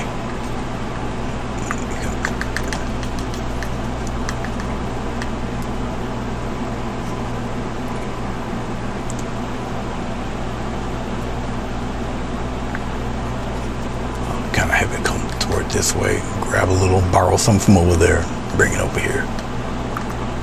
There we go.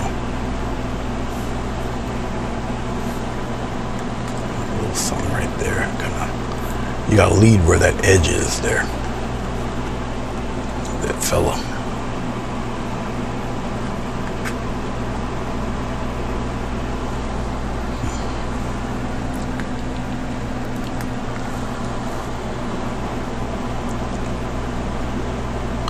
I kind of like where that's headed. I'll keep it much like this. I'll give it a light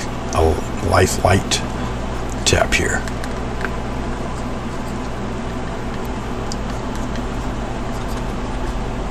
Now watch what I do here. You see this lightness down here. I'm going to the blue. I'll turn it blue. All right. There we go. Turn a little bit of that bluish gray right in there. So we're gonna do some refracted light. Now this just turns it into a cool gray. All right. So now we got some cool gray going on here.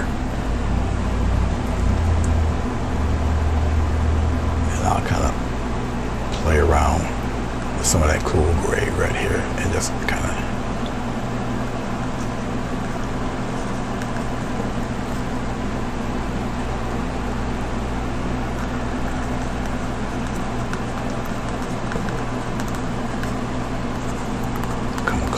here. Right off the page here on some of it.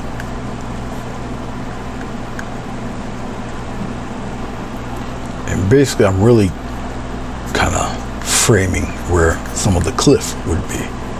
Okay. And as I'm tapping, go the other way, right here, down in here.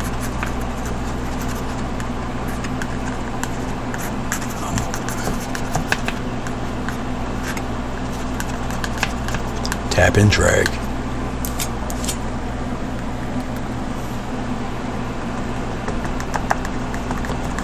Usually I do this a little bit with you can do it obviously with the glycerin on it, up to you. You don't necessarily have to, as you can see, because this is just dry paint, wet on dry.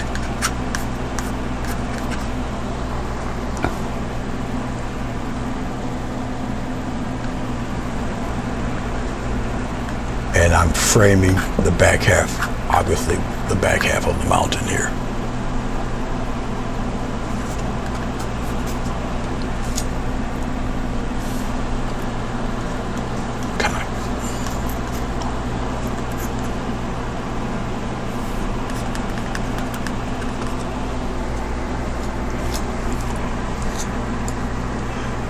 Hello, Beverly, how are you? From the UK. It's got to be pretty late there. What is it? About 10 o'clock there now? 10, 12? But I appreciate you coming through. I welcome it.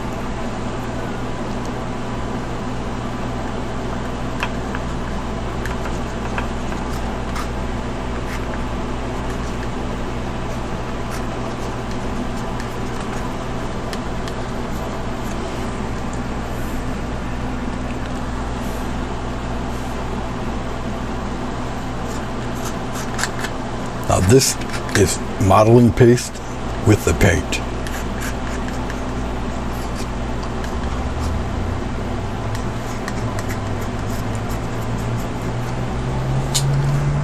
Now I will sneak nothing but, now this white that I do have is thicker than the rest of the paint, so I can really get away with this.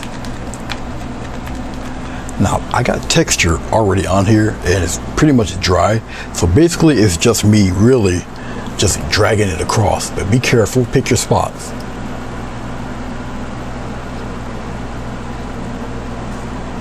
As you can see, it will do it for you.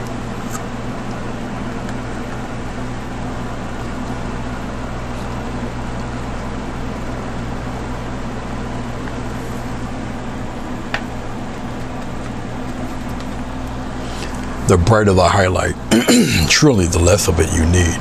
So just be mindful of that.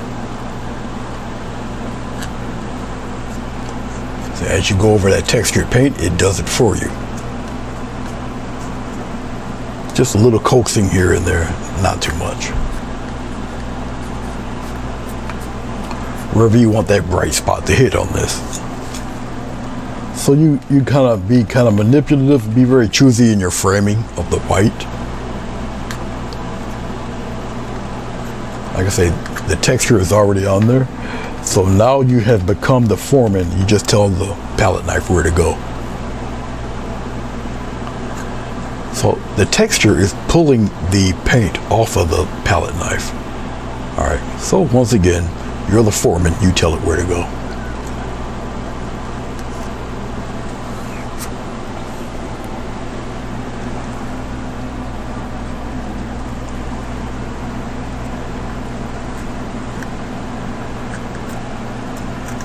Have some come this way.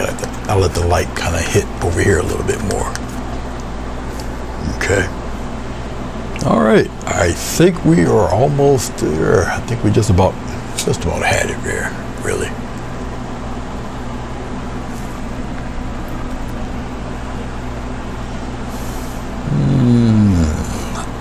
I kind of like. I'll keep that. Keep some of that deep dipped dark there. So I kind of like where a lot of this is going. I'll kind of make that a little more solid there. All right, let's let me pop on the light because I know it's a little dark. I don't need this anymore. I can get rid of this. No, hold on 1 second. Almost forgot the most important part of the painting here.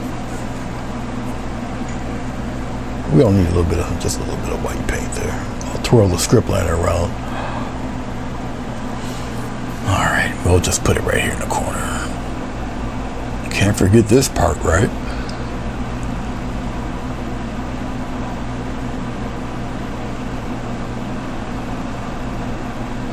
I guess I'll emphasize that I did use craft paint with this painting. In the description. Or in the title. Okay, we don't need that part. Hold on, I'll make the bottom screen disappear here. Actually, I don't need to do that. All I gotta do is just change it, I think. Bear with me here. Just gotta think of which one. I think it's number 1. There we go. All right. I'll more than likely zoom out. I'm gonna have to. So bear with me 1 second.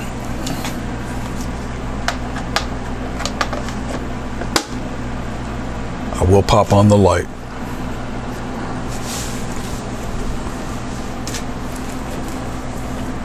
And I'll show you what it looks like with a frame on it.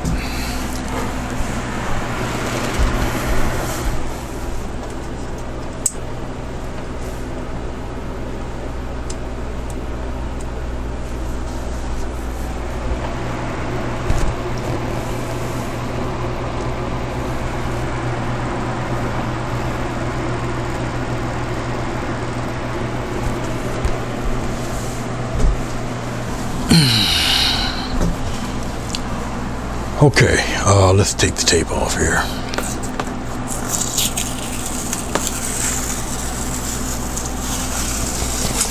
Like I said, I didn't intend to be on this long, really. Thank you, Stephanie. Thank you, Keely.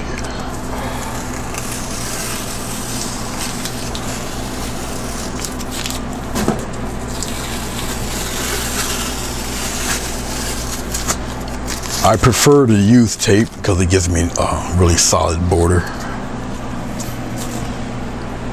Okay. You guys can have your choice of favorites. Okay. But this is what it looks like with a black frame. Okay. This frame is actually made for 11 by 15. That's what she looks like with a black frame.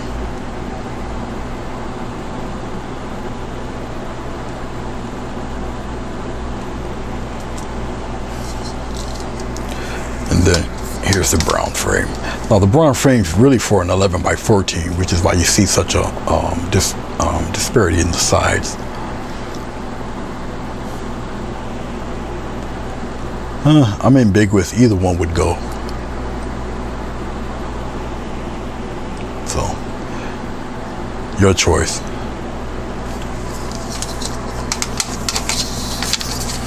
It's really a study on aerial perspective, the depth of clouds, and working with craft paint. The only pro grade paint that I used was the raw umber. And that was it. Everything else is craft paint and water, no glycerin at all. So there's no excuse. You can paint whatever you desire to paint using what materials you have available. So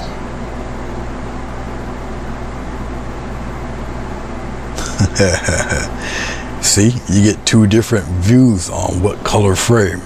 That's the fascinating thing about art. Art is truly in the eye of the beholder. I'm indifferent, the blue frame or the black frame or the brown frame. All right. To be honest with you, neither one of you are wrong.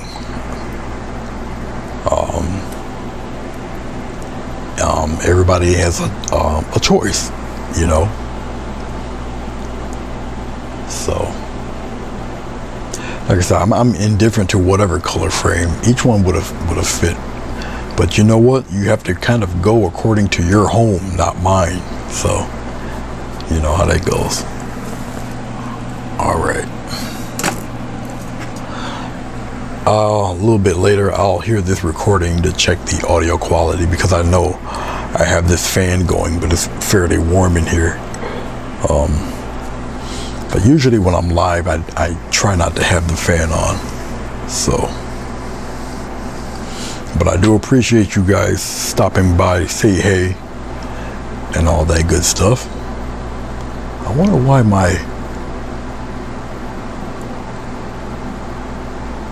I must have shut it off. Usually I would see you guys text on my monitor. I don't see it, so I must have shut it off. It's not no biggie because I can see your text right here on the tablet.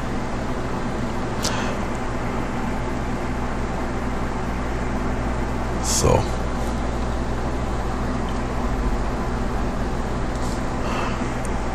not that bad. Here you found okay, Stephanie.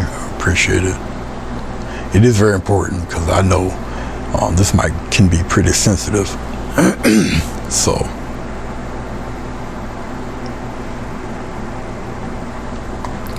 well, Keely, I'm quite comfortable.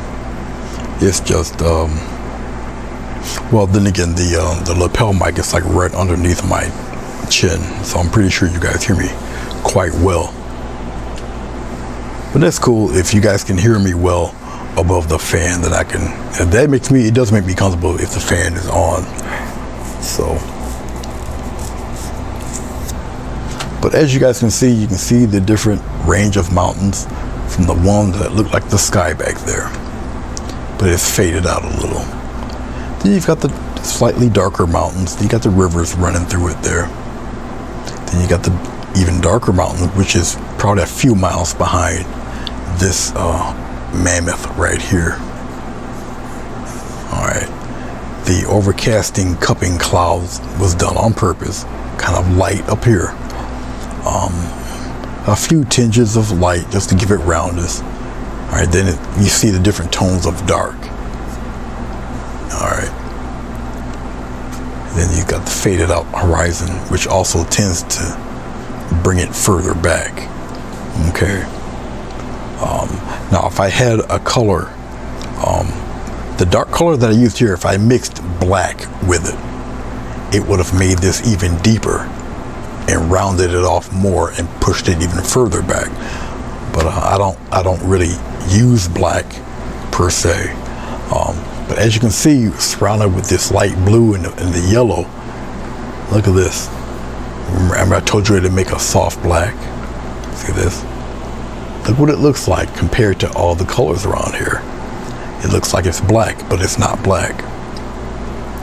Okay, if I put black on this painting anywhere, it would stick out like a sore thumb. So I told you it would make a soft black, and here you go, it's their example. All right. Okay.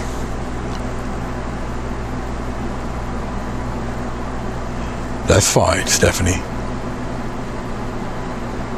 Marilyn, hey. Well, you didn't miss the ending.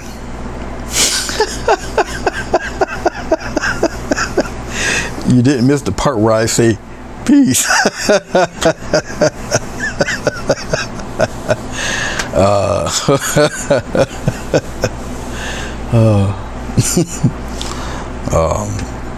But you'll catch the replay.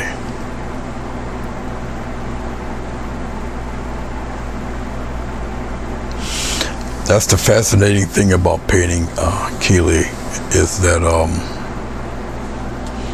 yes, on one-dimensional paper you can make a painting or picture. You can draw something that makes you look like you can reach out and grab it or fall in.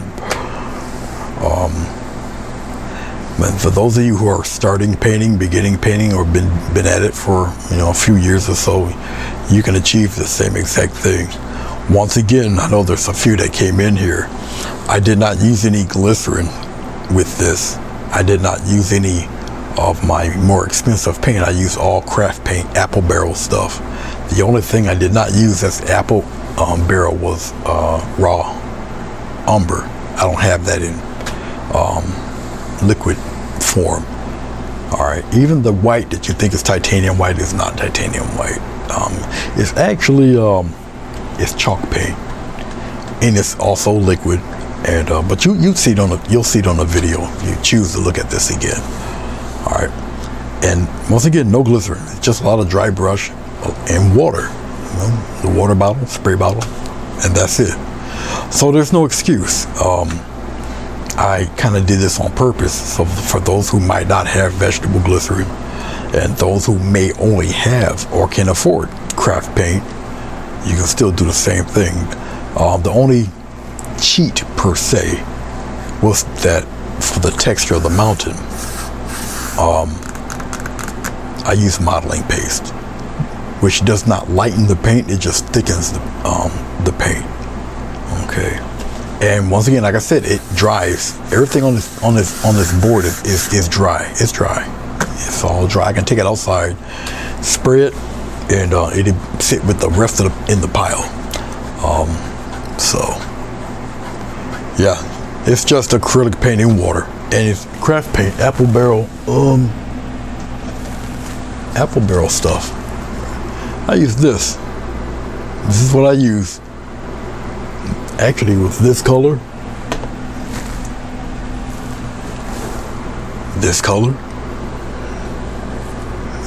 apple barrel. Maybe you can see it here. It is apple barrel paint.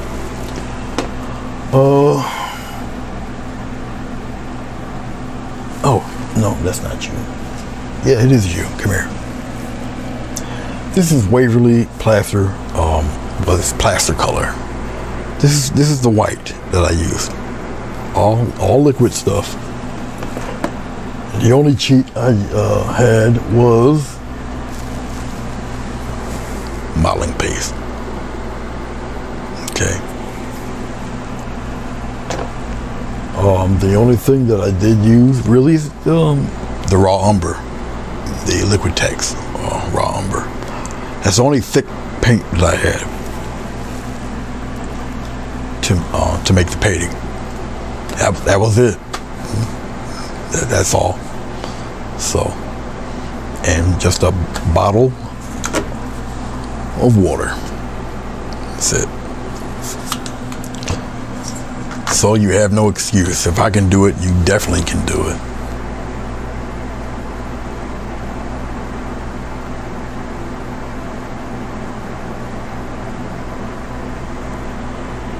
Art Deco.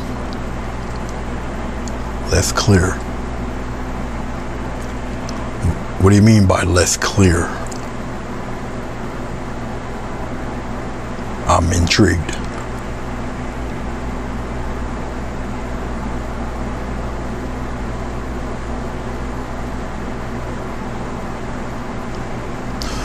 Well, Keely, like I said, if anything, if you ever want to thicken your paint, you just use modeling paste.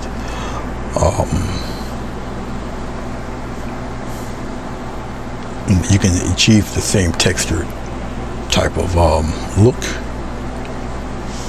as any of the other paints. I've done different. I know I've done different scenes. I can't remember what. I know I've done water scenes and stuff like that using craft paint, and I used it on a big board, not paper.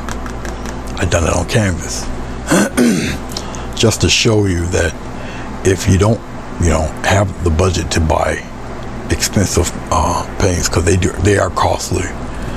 You can use stuff from the local box store or whatnot. The brushes that I use are not particularly expensive. I do have, if I can find it around here, I've got brushes where one brush is $40. It's around here somewhere. And you notice I don't use it very much, but I got a few of them. I got one, the hairs keep falling off. I'm like, yeah. I did use it, the day I used it where the hairs fell off, I think I talked badly about the brush for the whole video. So, the imaging. Well, you might be talking about the camera.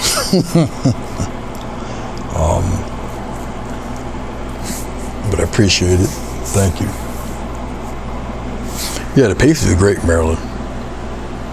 It can be used for many purposes besides texture on mountains. I mean, you can use it for grass, waves. I mean, whatever you see fit to use it for, Oh yeah, Kelly. One brush, $40. I can't find it. I must have wrapped it up it must be over here, and I wrapped it up. But yeah, I don't use it much. The day I did use it, I think I talked about it, and I never used it since. I should use it, so maybe enough hair will fall out of it and it gets ratty looking to be a good foliage brush.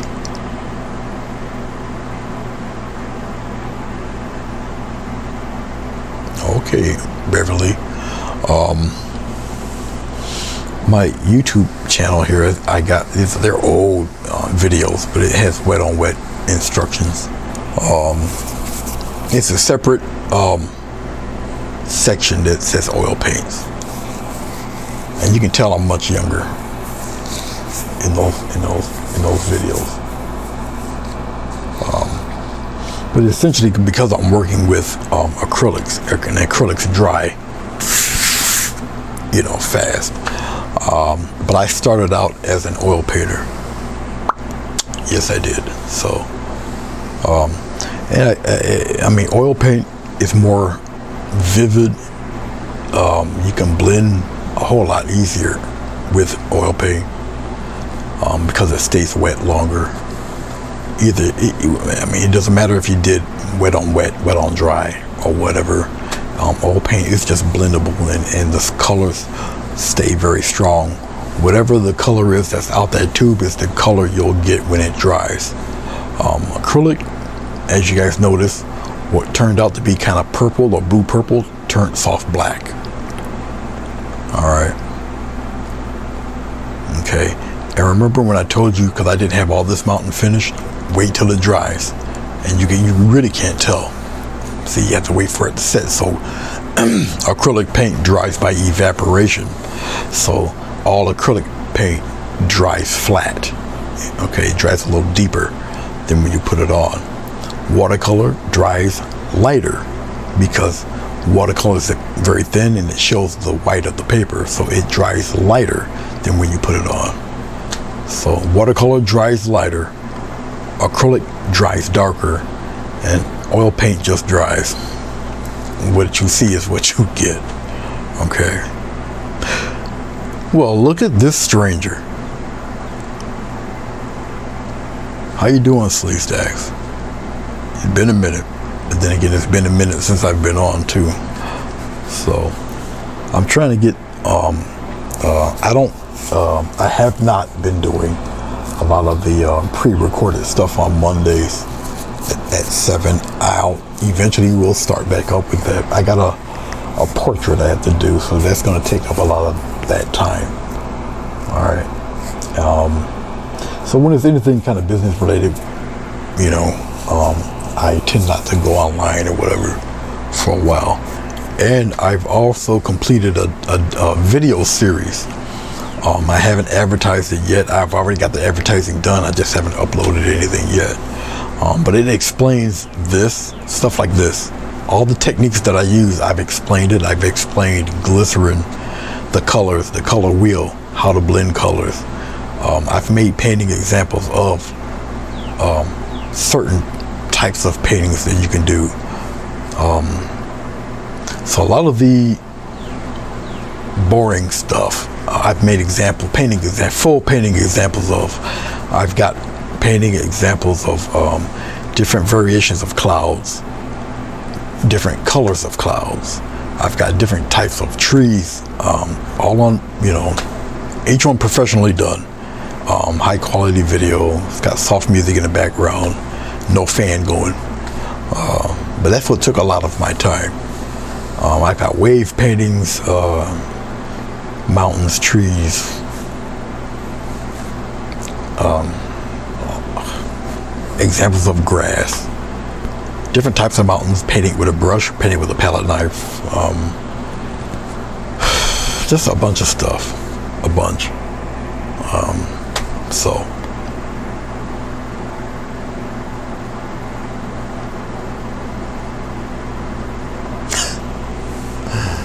yeah, oil paint will dry. Yeah, you know, if you painted your bike in the spring, it'll be dry in the middle of the summer.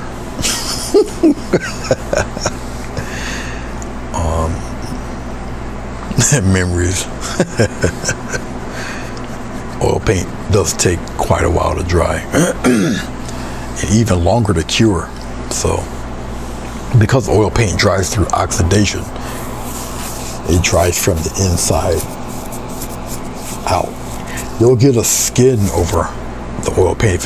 Where it's thickest, you'll develop a skin, but you press it, you're gonna leave fingerprints. So like I said, it dries by oxidation. So all right. Painting science class is over. My voice is getting raspier than I'm more comfortable to admit. So, and they're all very reasonably priced. They're you can, well, when I sell them, it would be, you can get them as MP4s, videos. It would cost a little more if I made them DVDs because of the quality of the video. They're pretty high bit rate videos, so each painting would probably cover like a whole DVD. You know, not necessarily the time, it's just the quality of the video. Okay, but all right, guys, I really appreciate it. Thank you so much. I shall see you when I see you. Thanks for hanging out.